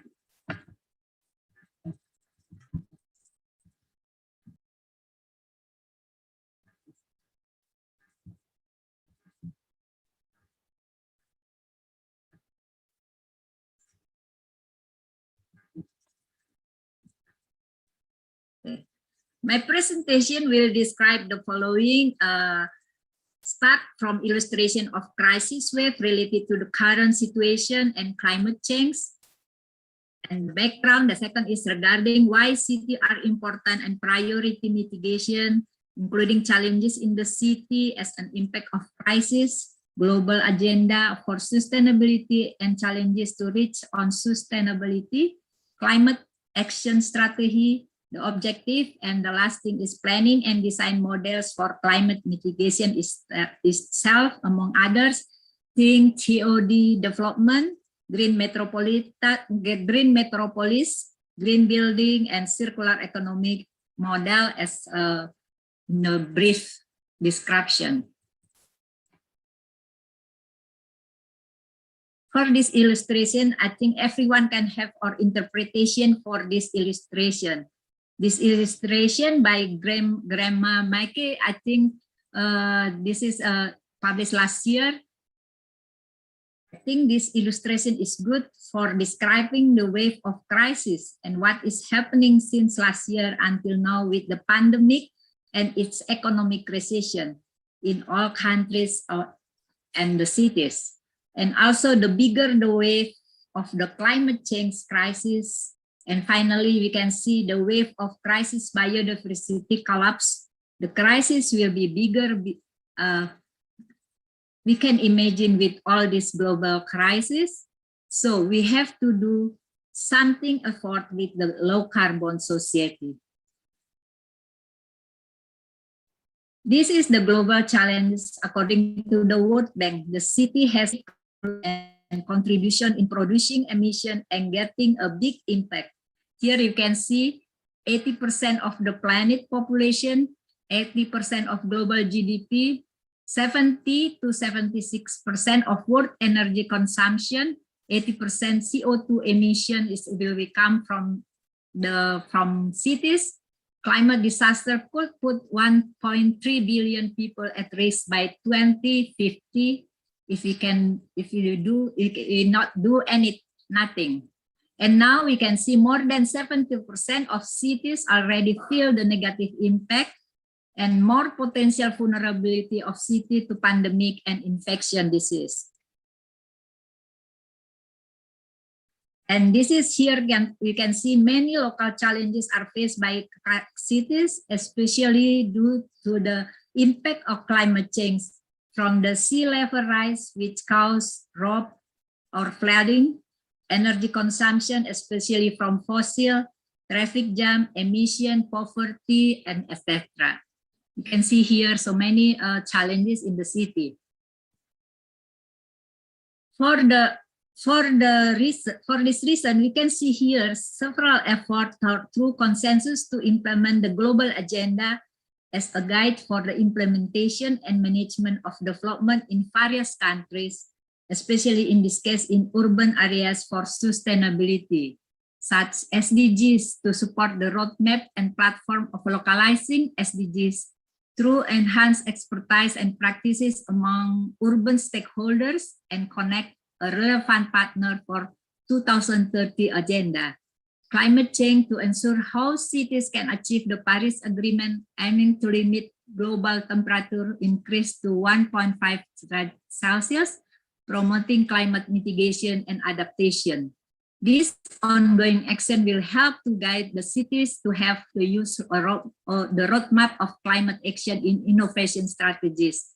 The other one, new urban agenda, to ensure city as vehicle of development are planned, developed, and managed in innovative and sustainable ways, and to develop the capacity of local authorities, leaders, and other local actors to implement all the global agenda with consistency. The other, we can see Sendal framework for disaster reduction and conservation and biodiversity, and other global agenda to look for the solution for the wave of crisis like we heard before. In CityNet, we have focus for networking cluster related to this agenda, including the climate change cluster, disaster, infrastructure, and SDGs cluster.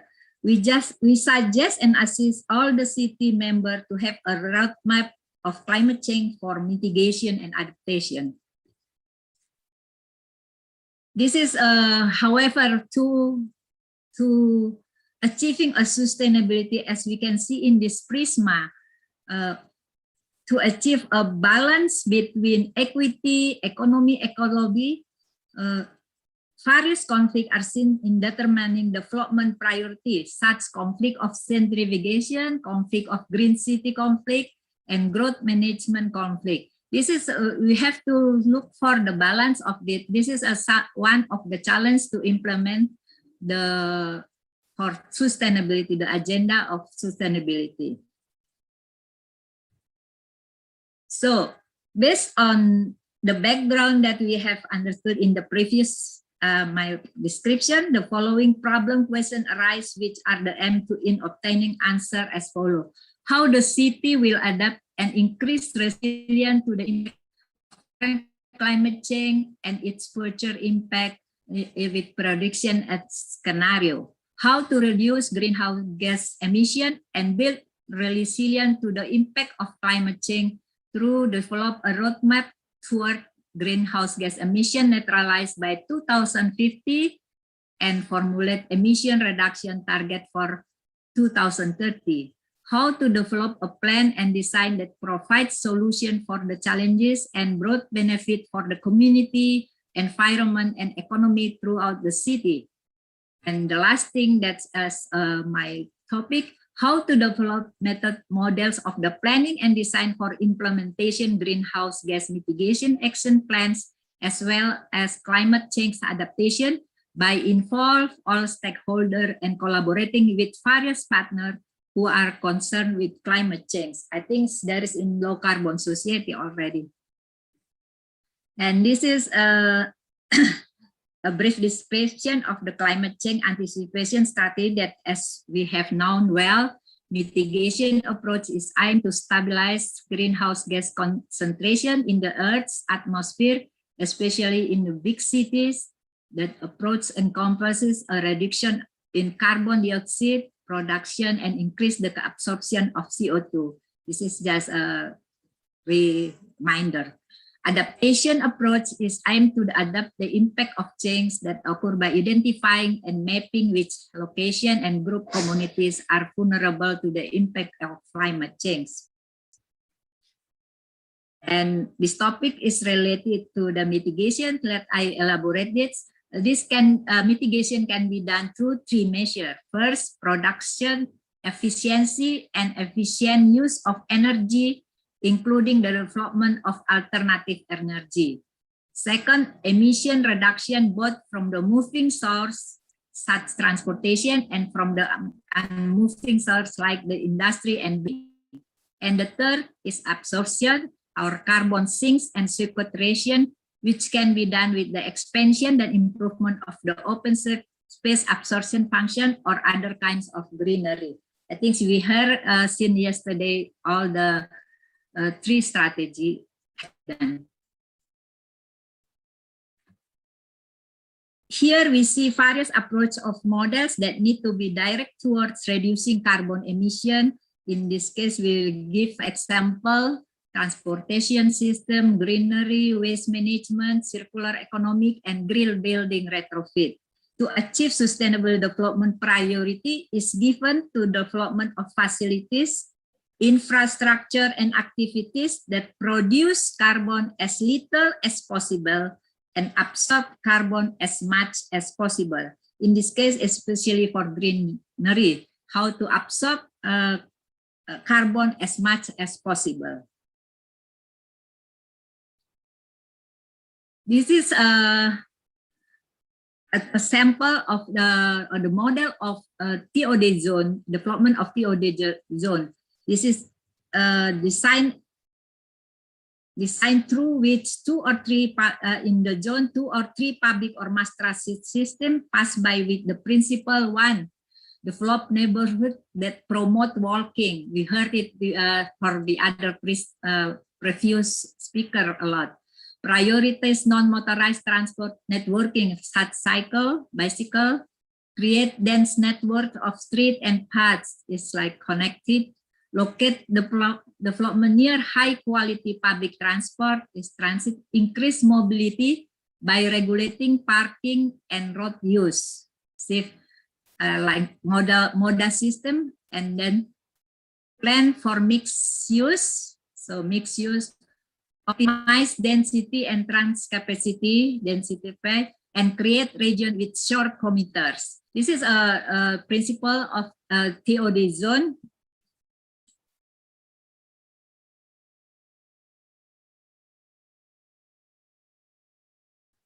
This is an example of the TOD zone design at Manggarai Station in central Jakarta, which has originally partly slum, currently under construction. We can see here, this is the they use principle of mixed use, wall density, compact, cycle, shift, transit, and connect. You can see that's more green. You can see in the zone area is around 500 to 700 meter distance.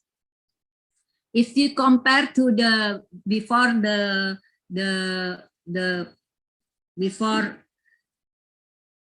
before pay attention to the climate action, the planning is like this, that will create more footprints and using private car. So using many private cars because there is no mixed use, there is no pedestrian, no in the bike path and so on. So this is already the revised. And for example, we can see this we can see that illustration. So from when existing condition, to working, they use a lot of car, and with TOD start to shift from using bike, using public transport, and just a small private car. And this is more success if you use instrument intervention. It's like regulation and policy, so they can more using. Also from school to business, total trip with the same 25 total trip. Traffic with private car will be 21, and with TOD is just 9, and with intervention of instrument will be just last 3. This is a description of how the importance of planning with consider the mitigation or low carbon design.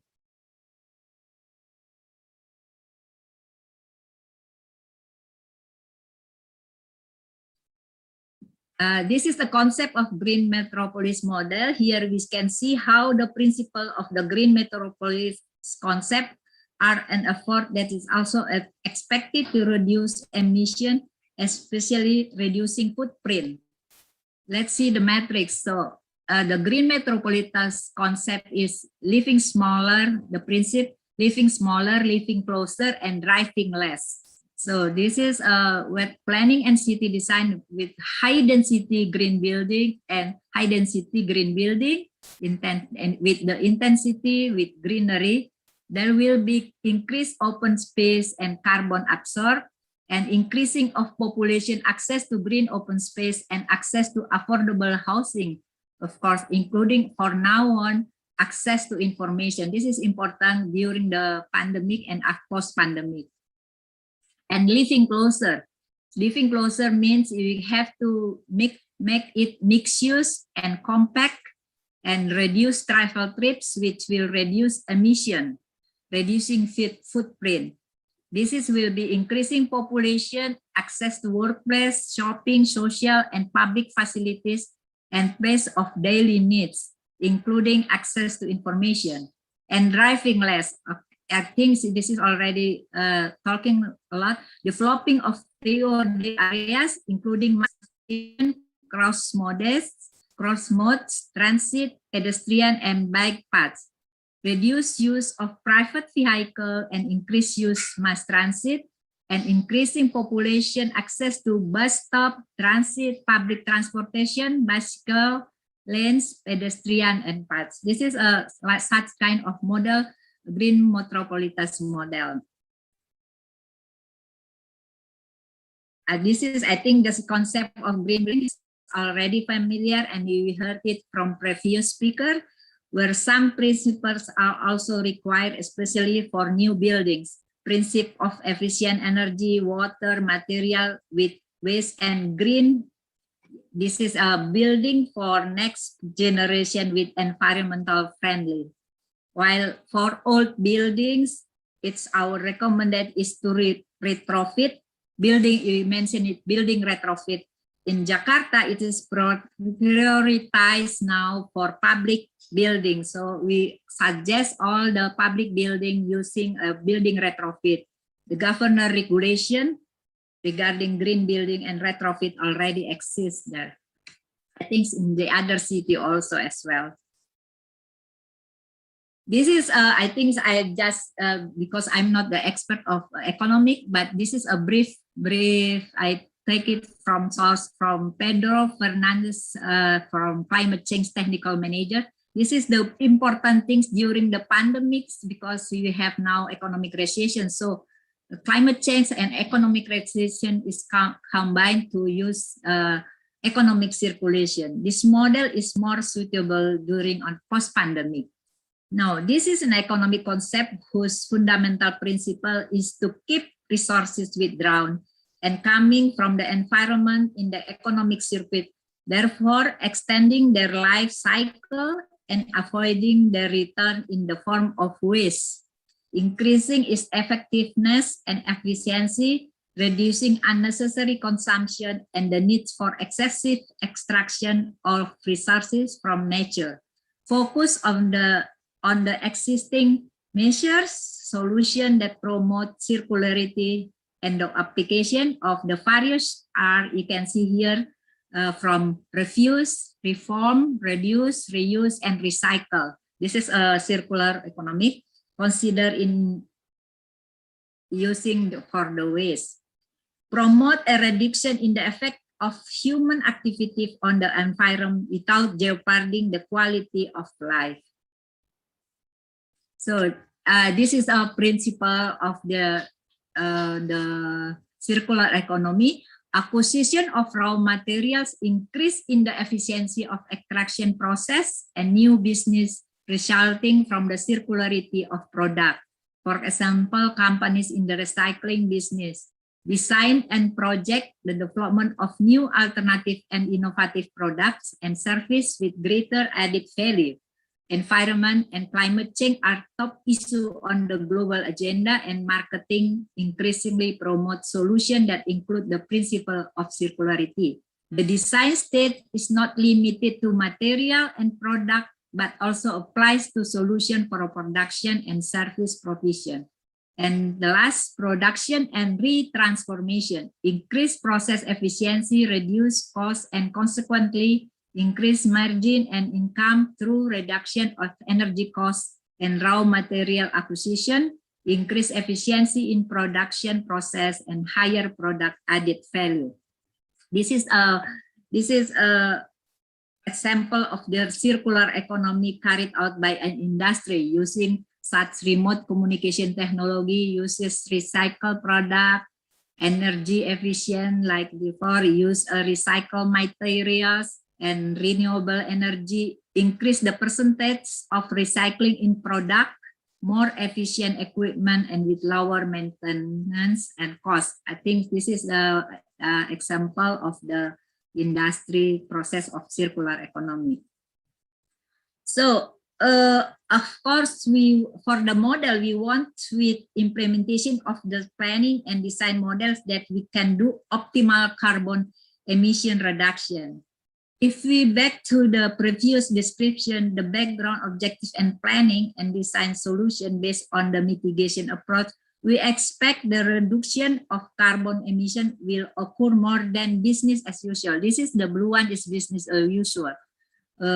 However, the result will be even more optimal in the implementation in supported by various instrument policy, both through the government in collaboration with various stakeholders. So this is this is for example. So as business as usual, we can do nothing. That will be the carbon will be higher, and with TOD there will be, like before I described, will be more less. And then if we are talking from from blueprint or planning to implementation, we have to pay attention also for the strategy of implementation. So strategy in implementation related to the policy regulation and instrument are the important too. So if you make a such kind of the other instrument, the result will be more low, the carbon will be low. So we can, how it is important to pay attention for the instrument, the other instrument. So as a conclusion for to complete my presentation, there is a conclusion of my presentation. There are some strategy and model for climate models for climate mitigation, among other things, development of TOD, green building, green metropolis, circular economic, etc. Maybe there's the other. Planning and design models must consider climate change mitigation as an input for a new development paradigm, including post-pandemic. Among other things, change to infrastructure standards that are more ecological or friendly based, such environmental friendly based, minimum to maximum parking provision, pedestrian and bicycle path development as a network of transportation system, acquisition of raw material, the design stage production, and re-transported transformation. Planning and city design instruments are based on CO2 mitigation or greenhouse gas mitigation and population access improvement, including access to information as an input for priority and policy and design selection. Model could be implemented and replicated up to scale and as prototype in other cities as well. And the last thing, if we are talking about from blueprint planning to implementation, we must pay more concern for the strategy of implementation. Strategy of the implementation related to the policy, regulation, and other instruments are important. Thank you. Terima kasih and thank you, ladies and gentlemen.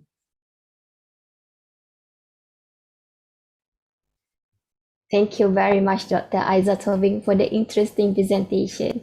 Participants, if you have any question, please raise in the Q&A box below and will be addressed during the panel discussion.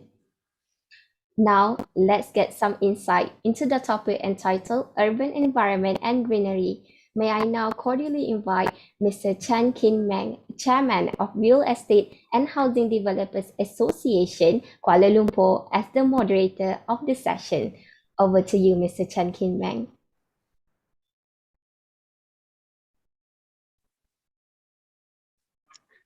Thank you, Azira, for emceeing the event. And ladies and gentlemen, thank you.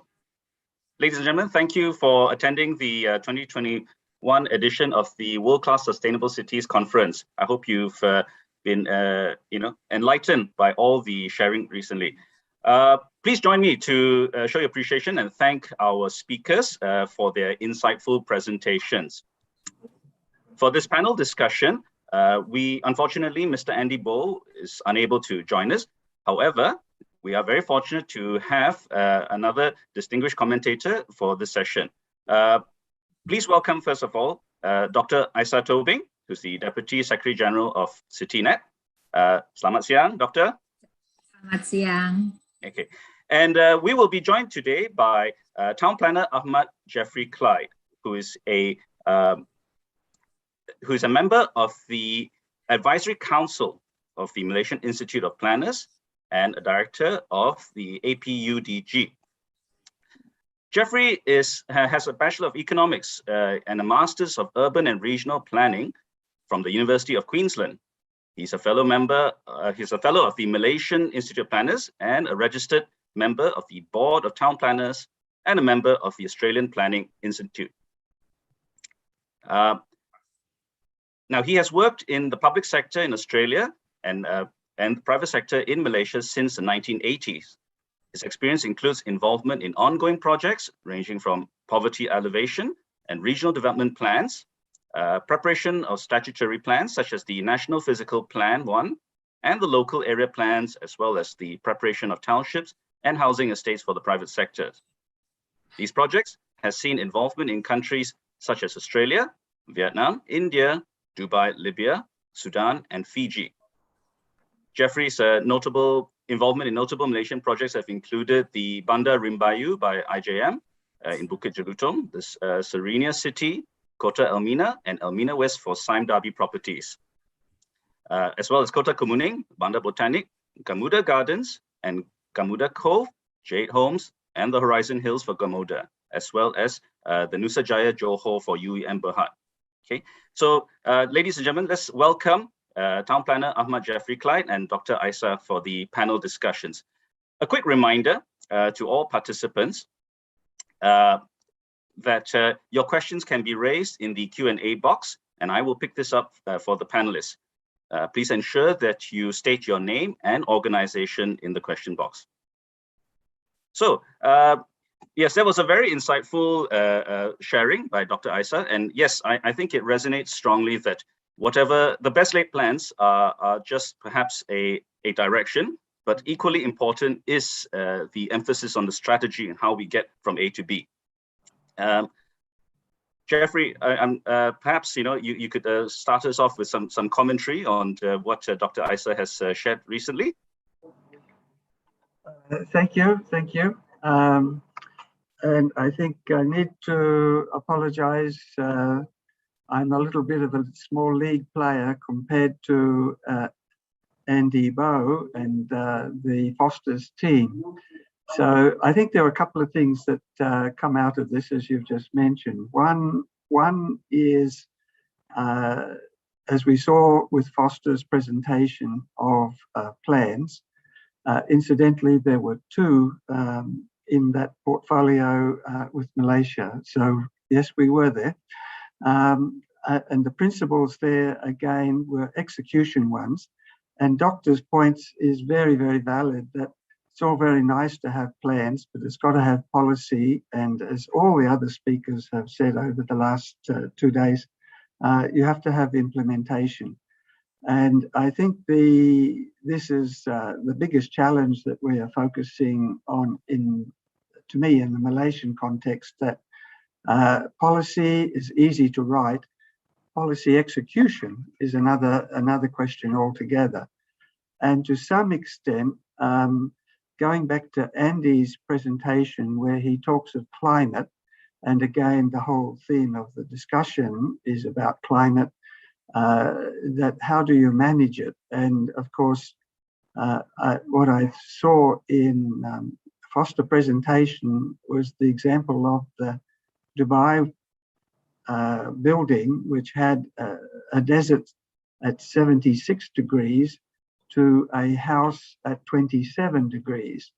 And in essence, it's achieved the human comfort level just through design. And I think it was interesting how the tools that are available to achieve that human comfort level, because that's the beginning of the low carbon process. The other speakers in the last 2 days also have mentioned, of course, carbon reduction through mobility issues. This, to me, is going to be, in terms of planning, and in the Malaysian context in particular, one of the real key challenges as we go into the next 20 years. Maybe Doctor could confirm, but I did hear that Indonesia is going to ban petrol-driven motorbikes by 2030. In essence, they're shifting to electric. This is a major, major impact. So these are issues which all come together.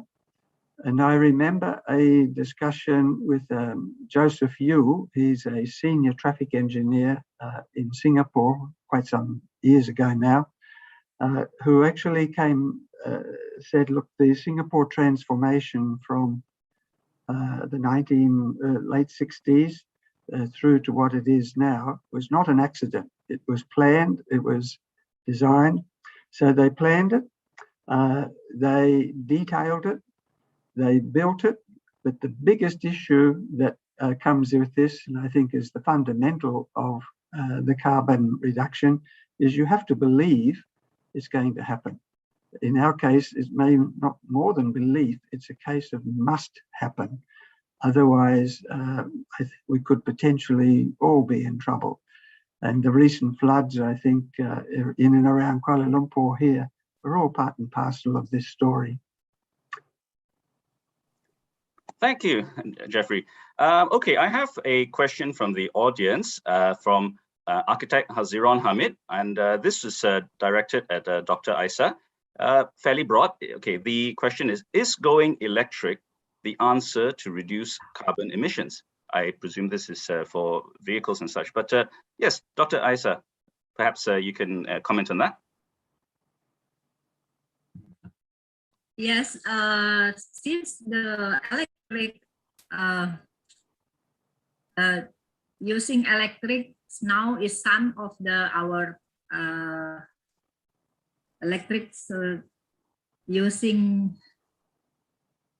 No, there's an alternative, so such kind of energy, renewable energy. So it's not electric, but at least using electric, like for transportation, is less emission compared to the using oil by gas using fossil. I think the more you using electric for the public transport, that I think the less of emission can be produced. That's the now how to, for this time, I think we have staging because this is more expensive for vehicle, but for the electric for the building, I think we can come to the other alternative energy like solar, like the other. So we have a campaign now to using like 1 million solar energy, something like that. So that's that using the electrical from electric company. Yes, I think if I mean my opinion.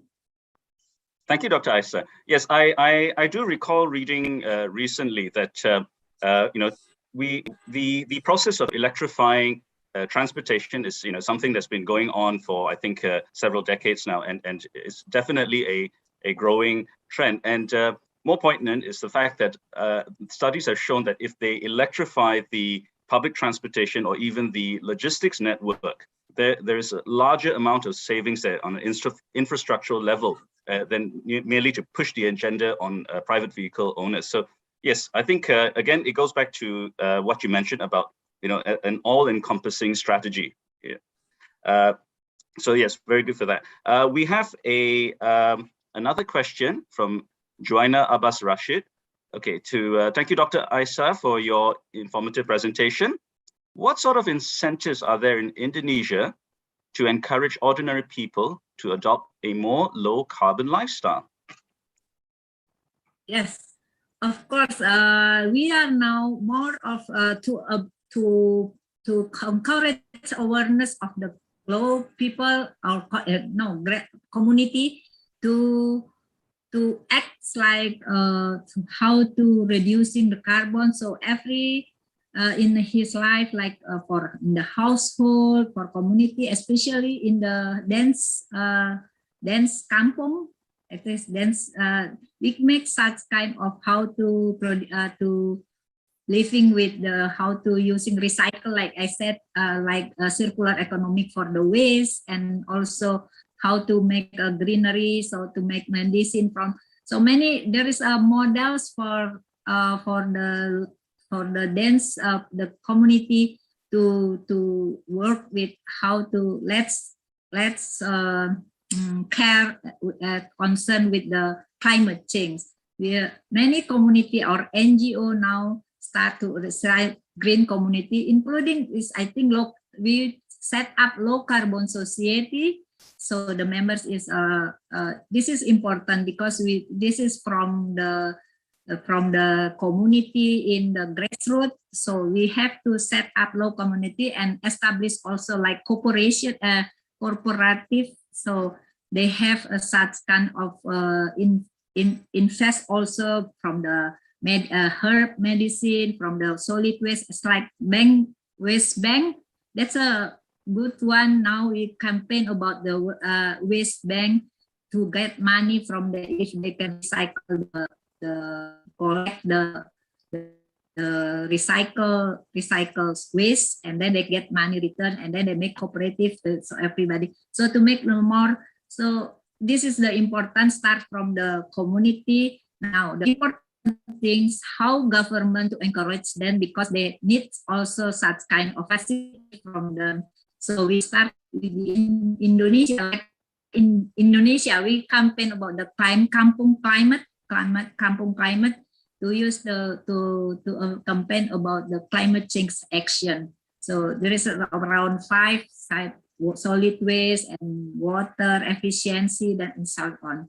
So we recognize also how to make us like solar energy from the small invest and to make it awareness for the community. Thank you, Dr. Isa. Jeffrey, any thoughts on that? I mean, you must have come across some localized examples in your time working in various countries. Yes, how any sort of innovative methods for incentivizing people to adopt a more low carbon lifestyle?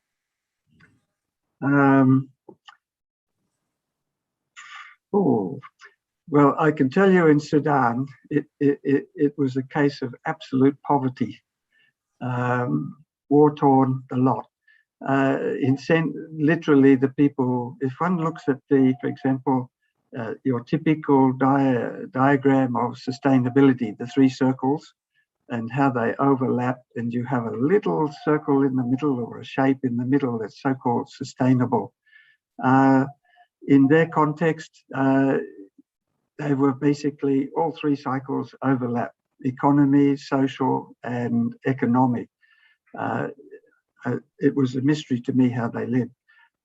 Incidentally, you can find very sustainable communities like that in the highlands in Sarawak again, and of course we've still got our Orang Asli as well locally. That question of as I look at these things, the 3 circles, the economic, the social, and the environmental. The environment one has only recently come to the fore. Yes, it's been an issue for, we might almost say, way back in the 70s, 1970s, 80s. The environment started to appear as an issue. Of course, it's grown to be a significant issue. The policies that seek to drive these things actually not that strong in any of the projects.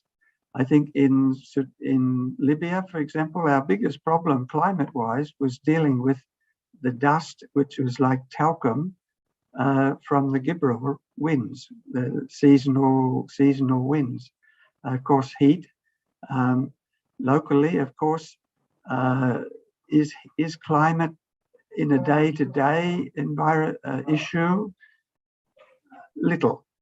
Yes, as planners, we find the request to orientate houses in a north-south direction. But when it comes down to climate, it is an orientation thing, supposedly on heat load, but very often on cultural grounds. And of course, this is, strangely enough, supported by a culture from further north, much further north, where the winds and the cold winds from the north, you turn your back to them, and so you're orientated in that direction. Similarly, in the Australian context, in the south, Melbourne and whatnot, you orientate to use the climate. So it is a smart people use this to fulfill their own objectives of creating comfort.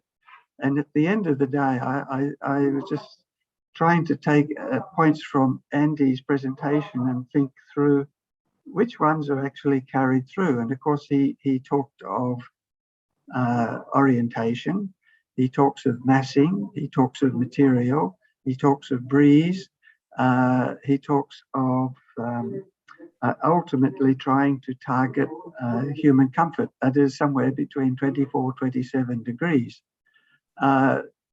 If in the local context here, one said, let's target that as a requirement for planning approval, I don't believe there's such a provision exists at this point. So, but the market itself, people themselves, want to try and fulfill these targets. So there is a lot, I think, of the climate agenda has to be driven by people's basically self-interest, be it the market or their own personal self-interest. Thank you, Jeffrey. Yes, indeed. I think you know, to sum that up, my understanding is that a localized solution, you know, is the one that works best, because obviously conditions differ depending on where you are. Good. Yes, thank you. We have several questions coming in. A gentle reminder to our participants, please do state your name and, you know, if you can, the organizations you're coming from. Dr. Isa, there's another question, interesting one. What tools does Indonesia use to measure carbon emissions? And alongside that, what are the main challenges faced by Indonesia in monitoring and measuring the carbon emissions there?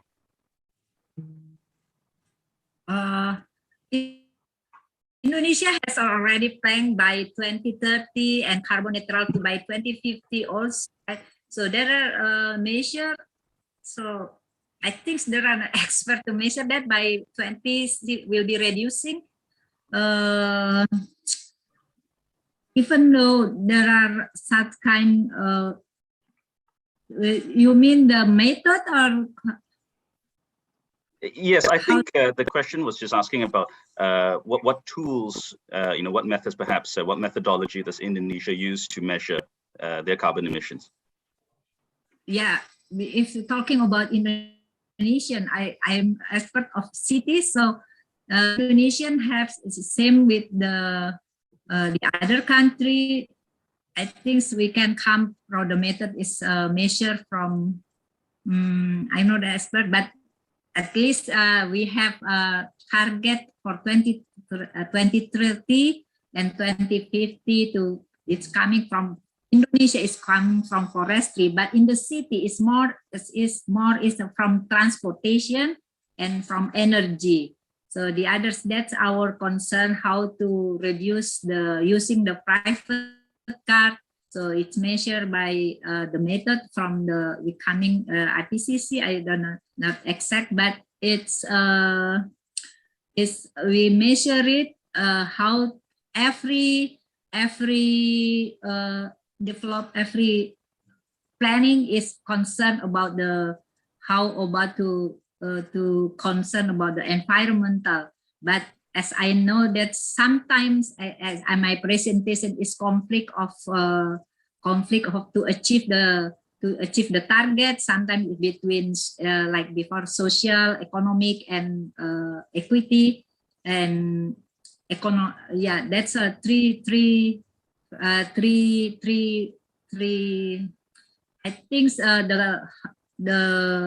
the target we have to consistent to achieve it. If there is a many conflict between the stakeholders, but how to make it balanced and then to more concern to the community, especially to unlucky community, especially how to make all the plan, all the development is concerned to low carbon development, but to measure it. So every years we have calculate the target to in the city like Jakarta.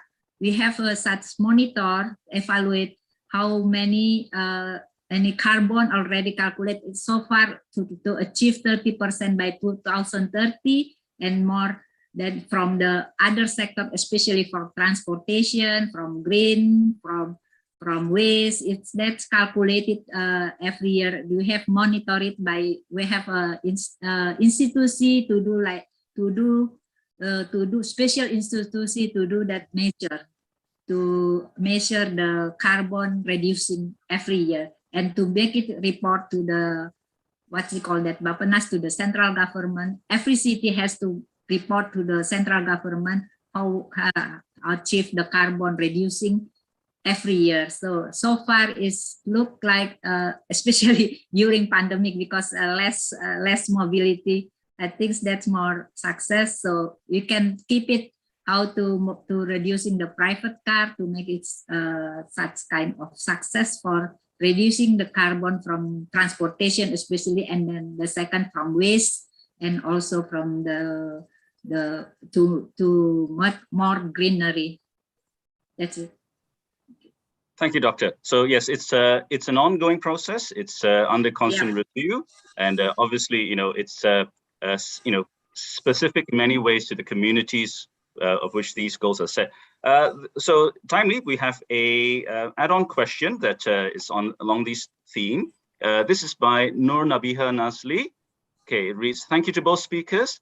How are we going to convince the majority public to adopt low carbon initiatives, since these initiatives need a bigger or costlier investment? I mean, how can people afford this? Well, that's I think that's an interesting ask. Perhaps, Jeffrey, would you like to chime in on this?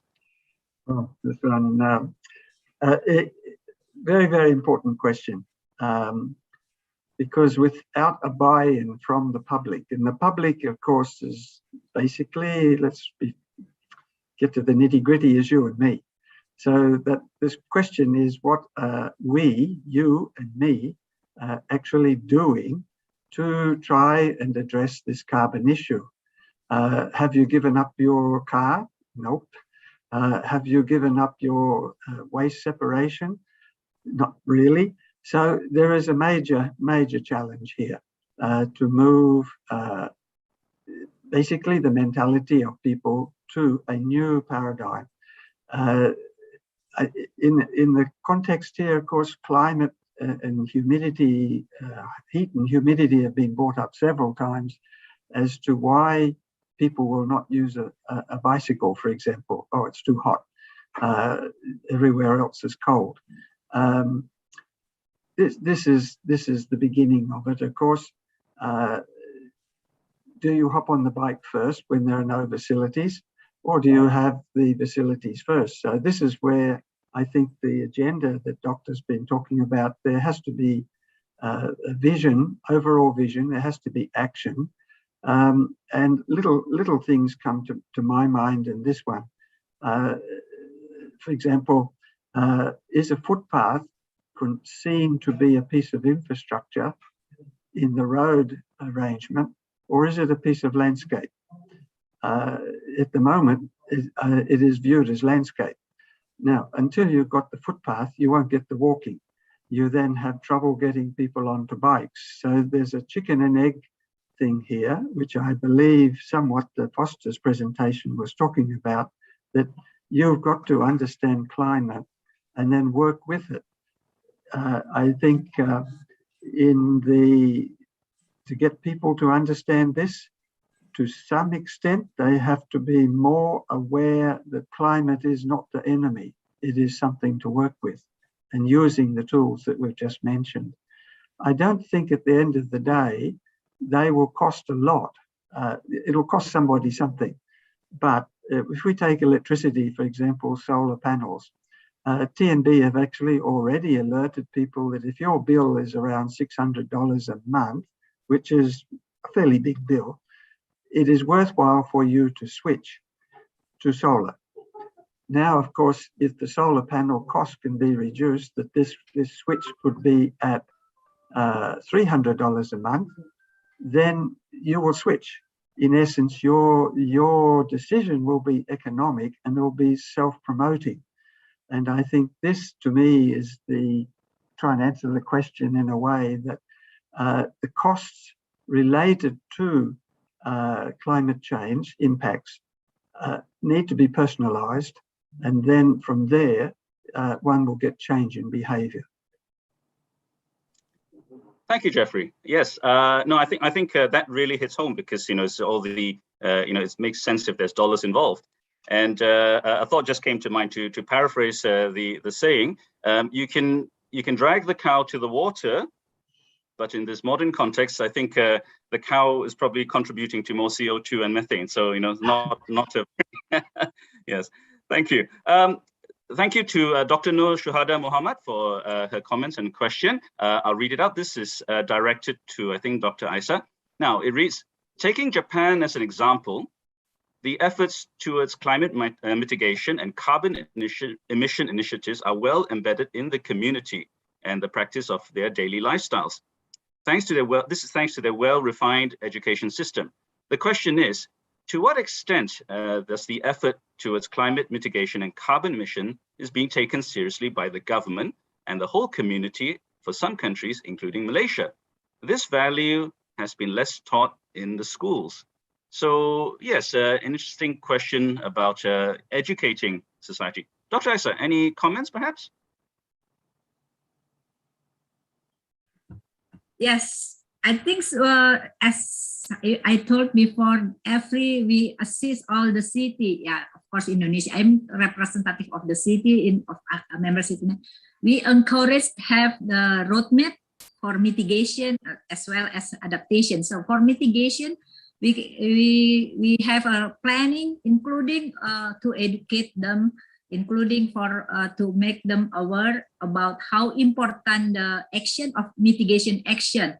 So, for example, we make in the school such kind how to, if you change the bolam, something like that, and we teach them about it's a small scale tools, how to get the light from the solar energy, something like that. So we pay attention. That's also in education, and I think in the curriculum also about the climate change. So we pay attention to educate the people, especially in the community, beside the government, guide them. That's planning from the other sector, from waste, from electric, from energy. So from how the importance of green space, how every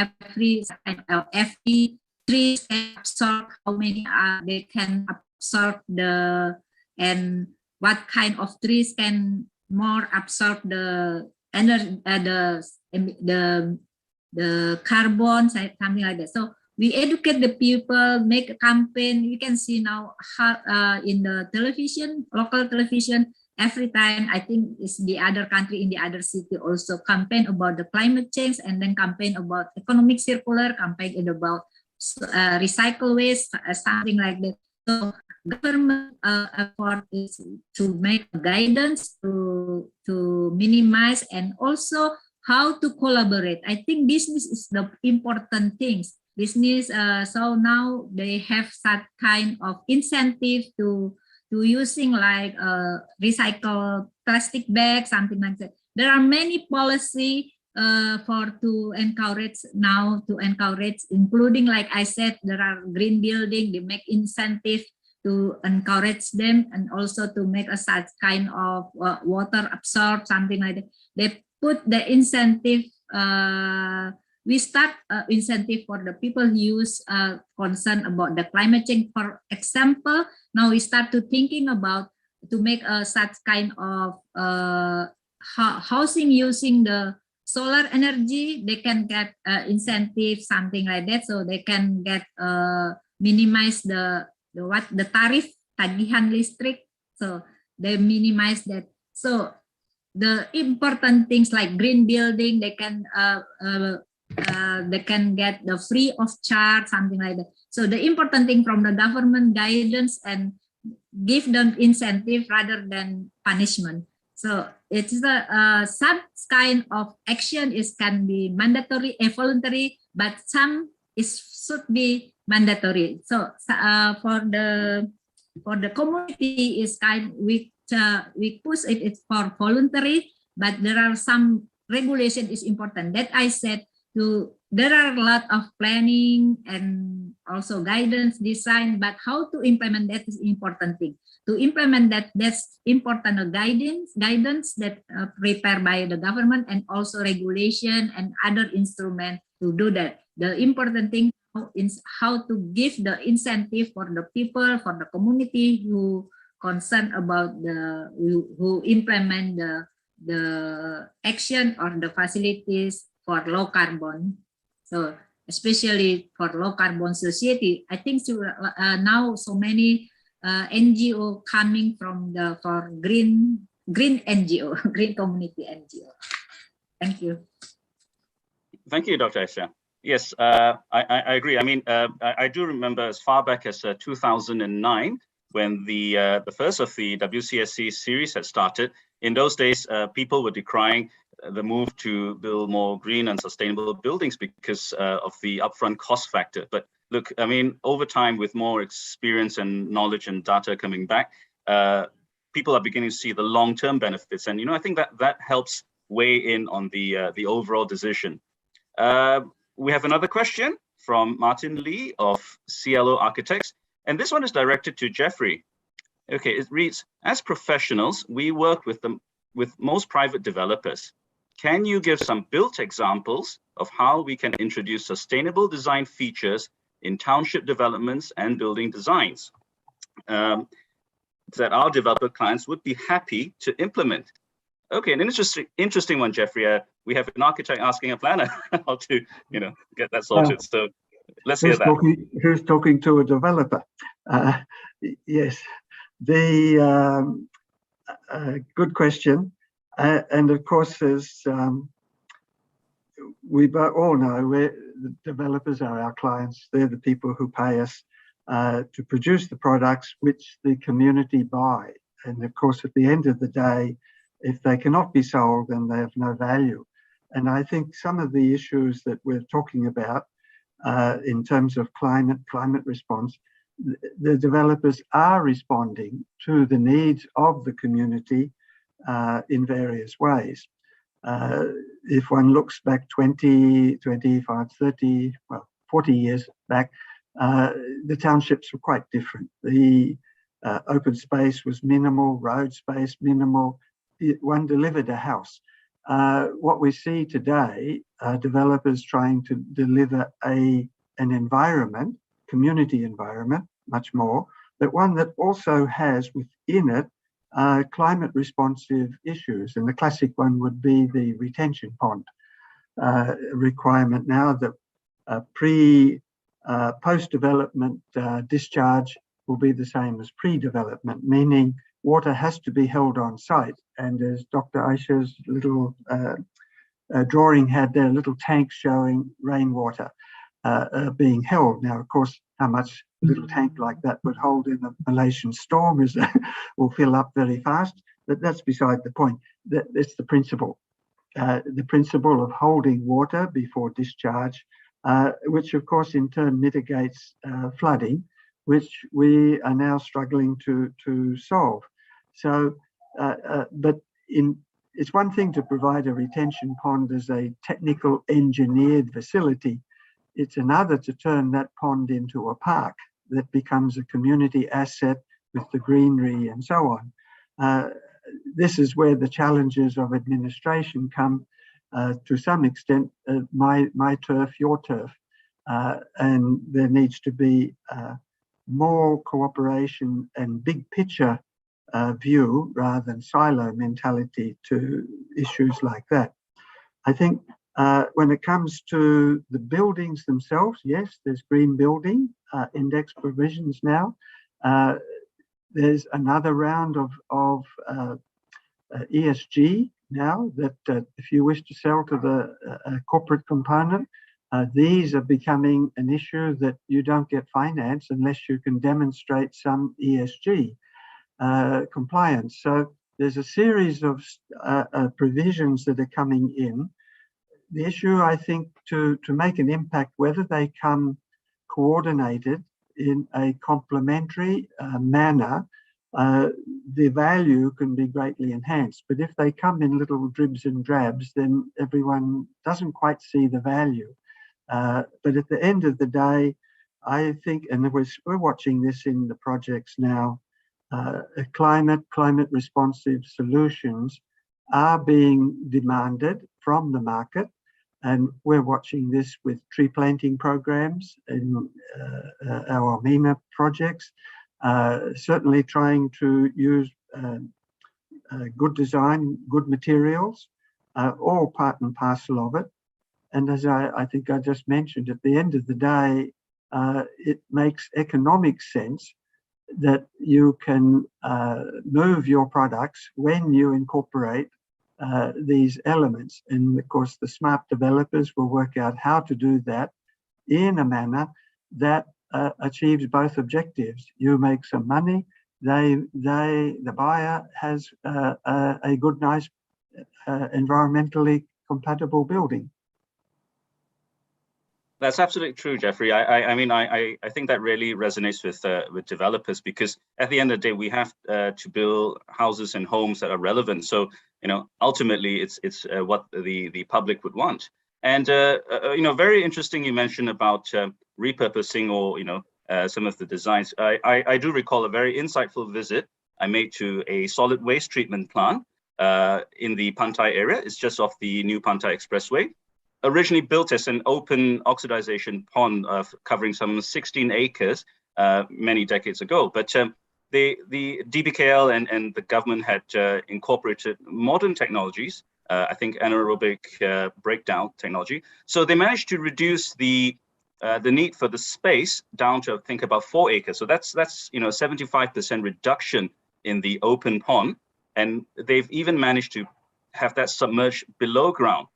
So 75% reduction, but also nearly doubling the capacity from the site. And once they've covered up the 16 acres, they've now created a public park that, you know, tremendously benefits the community in the area. Wonderful stuff. Okay, thanks to that. So we have another question from Anna Kashfi to Jeffrey again. Now, design helps in reducing emissions and climate change, such as through block arrangements, orientations, and height control.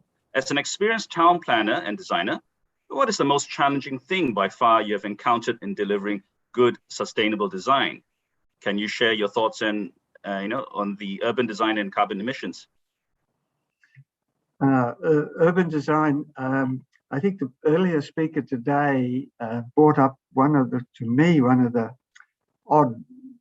odd issues about urban design and, of course, town planning provisions and compliance. And that is the affordable housing that has been being delivered fundamentally in high-rise development in the context where the neighbouring development, in essence, let's split it down into the affordables by price control, and the non-affordables, or so-called free market, is next door at a completely different type of development.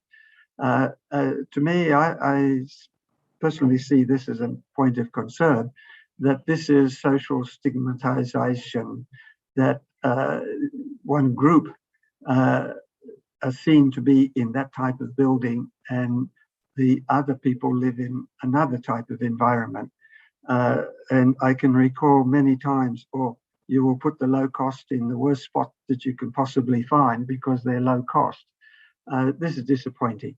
But again, there's a question of access to housing, but other models besides moving to high-rise, particularly now that some of these high-rise have moved from walk up to 12, 15, even 18 stories. This is not cheap housing to maintain. So there's a quite complex issues here to get through. But from an urban design, city planning point of view, yes, this to me is a long-term challenge on perceptions and community perceptions as we move forward. How does this come into carbon? Good question.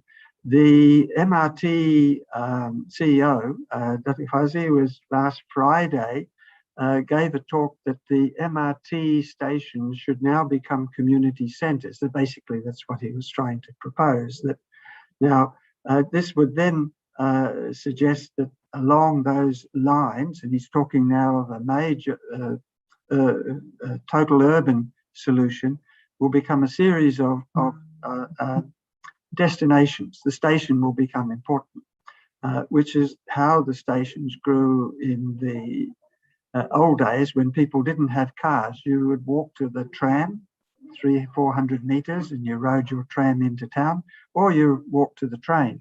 Of course, motor cars came and changed that whole pattern.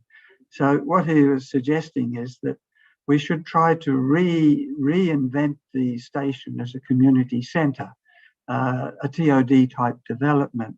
Now, that then has to be complemented, of course, with all the car parking controls and induce people out of their car through pricing. In other words, if you even want to park your car either in the city, mind you, in the big cities now, unless you've got special privileges, you will not park your car in the city. It's just too expensive. You will automatically drive yourself or walk to the train and work from there. So I think the carbon emission element is all got to be linked to mobility, simplistically. And then the mobility solutions, which of course are not about car, they're about all sorts of mobility, from walking, cycle, public transport.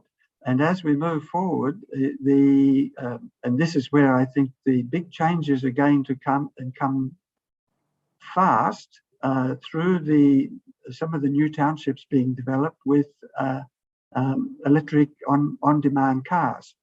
That again, we come back to the cost. Why do you buy a car when you use it for maybe 1 hour a day, and for the rest of the 23 hours, it's depreciating to the point that it's not actually smart to own a car. And I think the market has to, the car industry, with the arrival of electric cars, which are much theoretically at this point makes more expensive, but will become much cheaper, that purchasing a car will be a new experience and done in a different way. So I think once we take motor cars off the road, then that's going to have, I think the numbers show it will have a significant impact on carbon. And this has been shown in the COVID climate, that the environment has gone up in quality just for the fact that we're all in lockdown. So there's the proof. Now it's just how do we get to take those cars off the road that fundamentally, and this is the ultimate challenge, still meet people's desire for personal mobility. That is the big challenge. Thank you, Jeffrey. Yes, I recall, I think it was over a decade ago, we had Hong Kong, the government of Hong Kong come over and share their experiences. And they had some of the, the most punitive taxes for owning combustion engine vehicles, because they wanted to get rid of congestion and the pollution. But then came about Tesla cars, and they had, part of their plan, massive green tax incentives for owning an electric vehicle. And suddenly the streets of Hong Kong were congested again, because everyone swapped from owning, petrol engine cars to Teslas, and congestion was back again. So, yeah, it's a wider context thing. And as you said, the cost of owning the car in a bigger picture of the savings is something we have to take in consideration. Dr. Isa, sorry, I noticed you had raised a hand. So please feel free to add to that.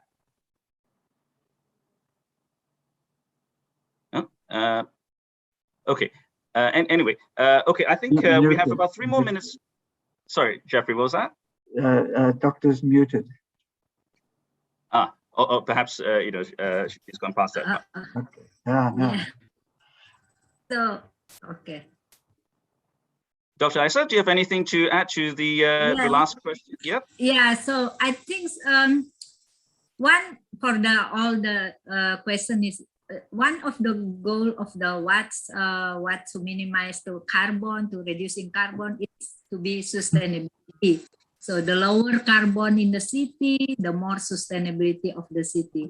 Who is more to do that? I think it's local community, like how to encourage them to be involved. I believe with Jeff. I agree with Jeffrey. So beside the design building, and that's it, the community, the social community, to prepare the community is important. So how to encourage community will be involved, and we have to train them and enhance and put them to sense of belonging to the such kind of project like TOD development. They can involve them and give them awareness of the importance, such kind, how important efficiency to walk and to cycle, and to give them such explanation, and how to the important of renewable energy,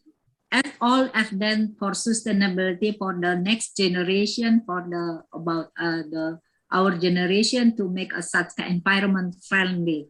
So that's important things. I believe that's not just planning and design of the physical or economic, but we have to prepare the community or the social to awareness and to show them how the important sustainability.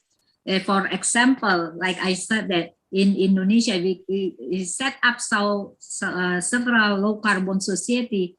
Then we formed that with cooperation institution.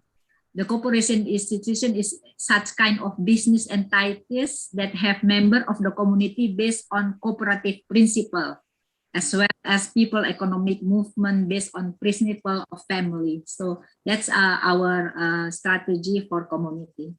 Thank you. Thank you, Dr. Isa.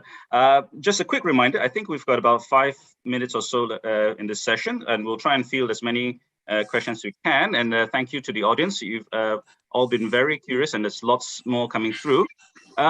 Here's a question from Tan Yok Kun. Okay, are there any objective or concrete statistical measurements on the achievement of low carbon emissions based on population density and the existing environment conditions? Perhaps, is that something, Dr. Isa, you could chime in on? I think there are some kind of measurement. Is population is the kind you can using a population, because there are measure about population per capita, about how they produce the density of the population, how they produce the carbon. So there is a calculation about that, the more how many population per carbon. So we can show in the Jakarta how many population per year, and compared to the Kuala Lumpur, compared to the other city. I think they can using the population as a indicator with carbon, population per carbon with as indicator.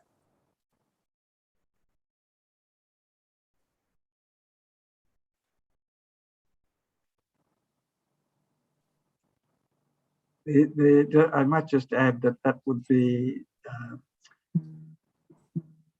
just using people per acre or units per acre in itself would not necessarily give you the right answer. You go to Japan, you've got very, very high density, but again, in the context of the urban environment there, you have very few cars. So your carbon footprint, because cars are one of the biggest contributors in the normal expectation of measuring carbon. So the more cars that disappear, the better the environment. But of course, you can then make high density, as like you just mentioned, Hong Kong, that you can improve the quality of the air, but it's not necessarily directly linked to density. Okay, again, it's a question of context. Great, wider thinking. Okay, a question from Christopher Lee, and I think this one is probably one that resonates with everyone around the world in the last 2 years. How does carbon neutral goal impact on the use of current internal combustion airplane engines? Will they be electric or hydrogen generator engines? So far, he's heard a lot about electric operated vehicles, but he has not heard much about the future of the airplane engine. So of course, you know, I think we all have to try and stretch our minds back to the last time we all got an airplane, and it's an interesting pause to look at you know, changing that mode of transport. I think an open question. Anyone has any thoughts about, you know, airplane engines? Well, you can. There's already been an aeroplane fly around the world with solar panels, no engines. So whether I'd like to hop on that aeroplane, I'm not so sure. Personally, say in the tropical context, one good rainstorm, no power. But electric aeroplane engines are already being tested. So no big deal to move to hydrogen as well. So a move away from combustion engine is already technology that's in place. Yes. Thank you very much. Oh, sorry, Dr. Isa, yes. Yes, as I know, there is such kind of award for airline company who is using some kind of technology and using the energy low carbon. There is an award every, I don't know, evaluate all the airline too. This is the action of low carbon also.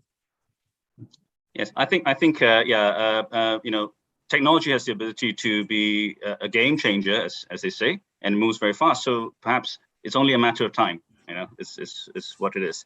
Okay, I think we have time for just one last question, and this comes from Dr. Nur Shahada. Carbon footprint from tourism activities is among the issues faced by all countries. As tourism takes place, you know, within the community, it is crucial for planners to look into this matter. Could any of the panelists suggest or give examples of any efforts that can be done from the planning and design perspective to overcome these issues? Okay, so tourism. I think I'll let Dr. Aisha have a go. Yes, I think there's the popular now for the tourists, for the itineraries. All you can see all the element of the tourism. The place is should be considering about the environment, like in the hotel, all that green hotels, like using the such kind of seat, so you have to not draw laundry every day, something. And then the also more green. I think this is campaign of the tourism now, and then is, as you talk, it's not just for the business, for the owner of the tourism, but also for the tourism itself. So they have to prepare what they have to do and what they can do. I think even since start in the public transport, in the airplane, in the bus, we can show the such kind of brochure and see how to using the, if you could reach the tourism place. So is it the I think the important things, the regulation, especially in the Watch Beach and in the north area for tourism. This is the important thing to sustain about the water and something like that. And then also because should keep it as a natural as much as we can do. So not build as the design is. So prepare it and keep it as using the environment, pay attention to the environment more rather than build everything, riding the profit rather than get the profit. Thank you, Dr. Aisha. And I think, you know, that's a very important point you raised there. It's part of the whole educating process where, you know, perhaps lots of notable efforts are being made all around the industry and communities, but we need to amplify that. We need to, you know, make sure that is placed in the forefront of people's awareness, because if you have a good idea and nobody's aware of it, you know, it's a lost opportunity. So, okay, with that, you know, I think we will close the panel session. Thank you very much to our two panelists, Dr. Aisha and Jeffrey. Thank you to the participants for all your lively questions and you know, for being so engaged. In closing, I look forward to the time where we can choose to consciously opt for ecotourism in wonderful places that preserve nature, like Dr. Aisha mentioned. And I'll take up Jeffrey's suggestion to fly by solar plane, perhaps departing by night. Thank you very much. And yes, a round of applause. I'd like to hand the session back to the MC. Thank you very much. Thank you so much, Mr. Chan Kin Meng. Conference delegates, ladies and gentlemen, we have an exciting news. 5 copies of books entitled Banda Mesra by Yan Gale will be yours if you participate to answer the question related to the conference. There will be 5 questions. The first to answer correctly will be eligible to receive a copy. The question will be posted after the way forward session. The successful winner will be announced before the end of WCSC today. Stay tuned until the end of the conference session. We will be break for lunch and prayer. We will be meet here again at 1:50 p.m. for us to continue the afternoon session of WCSC 2021 using the same link. Thank you. Hope to see you all in the next session.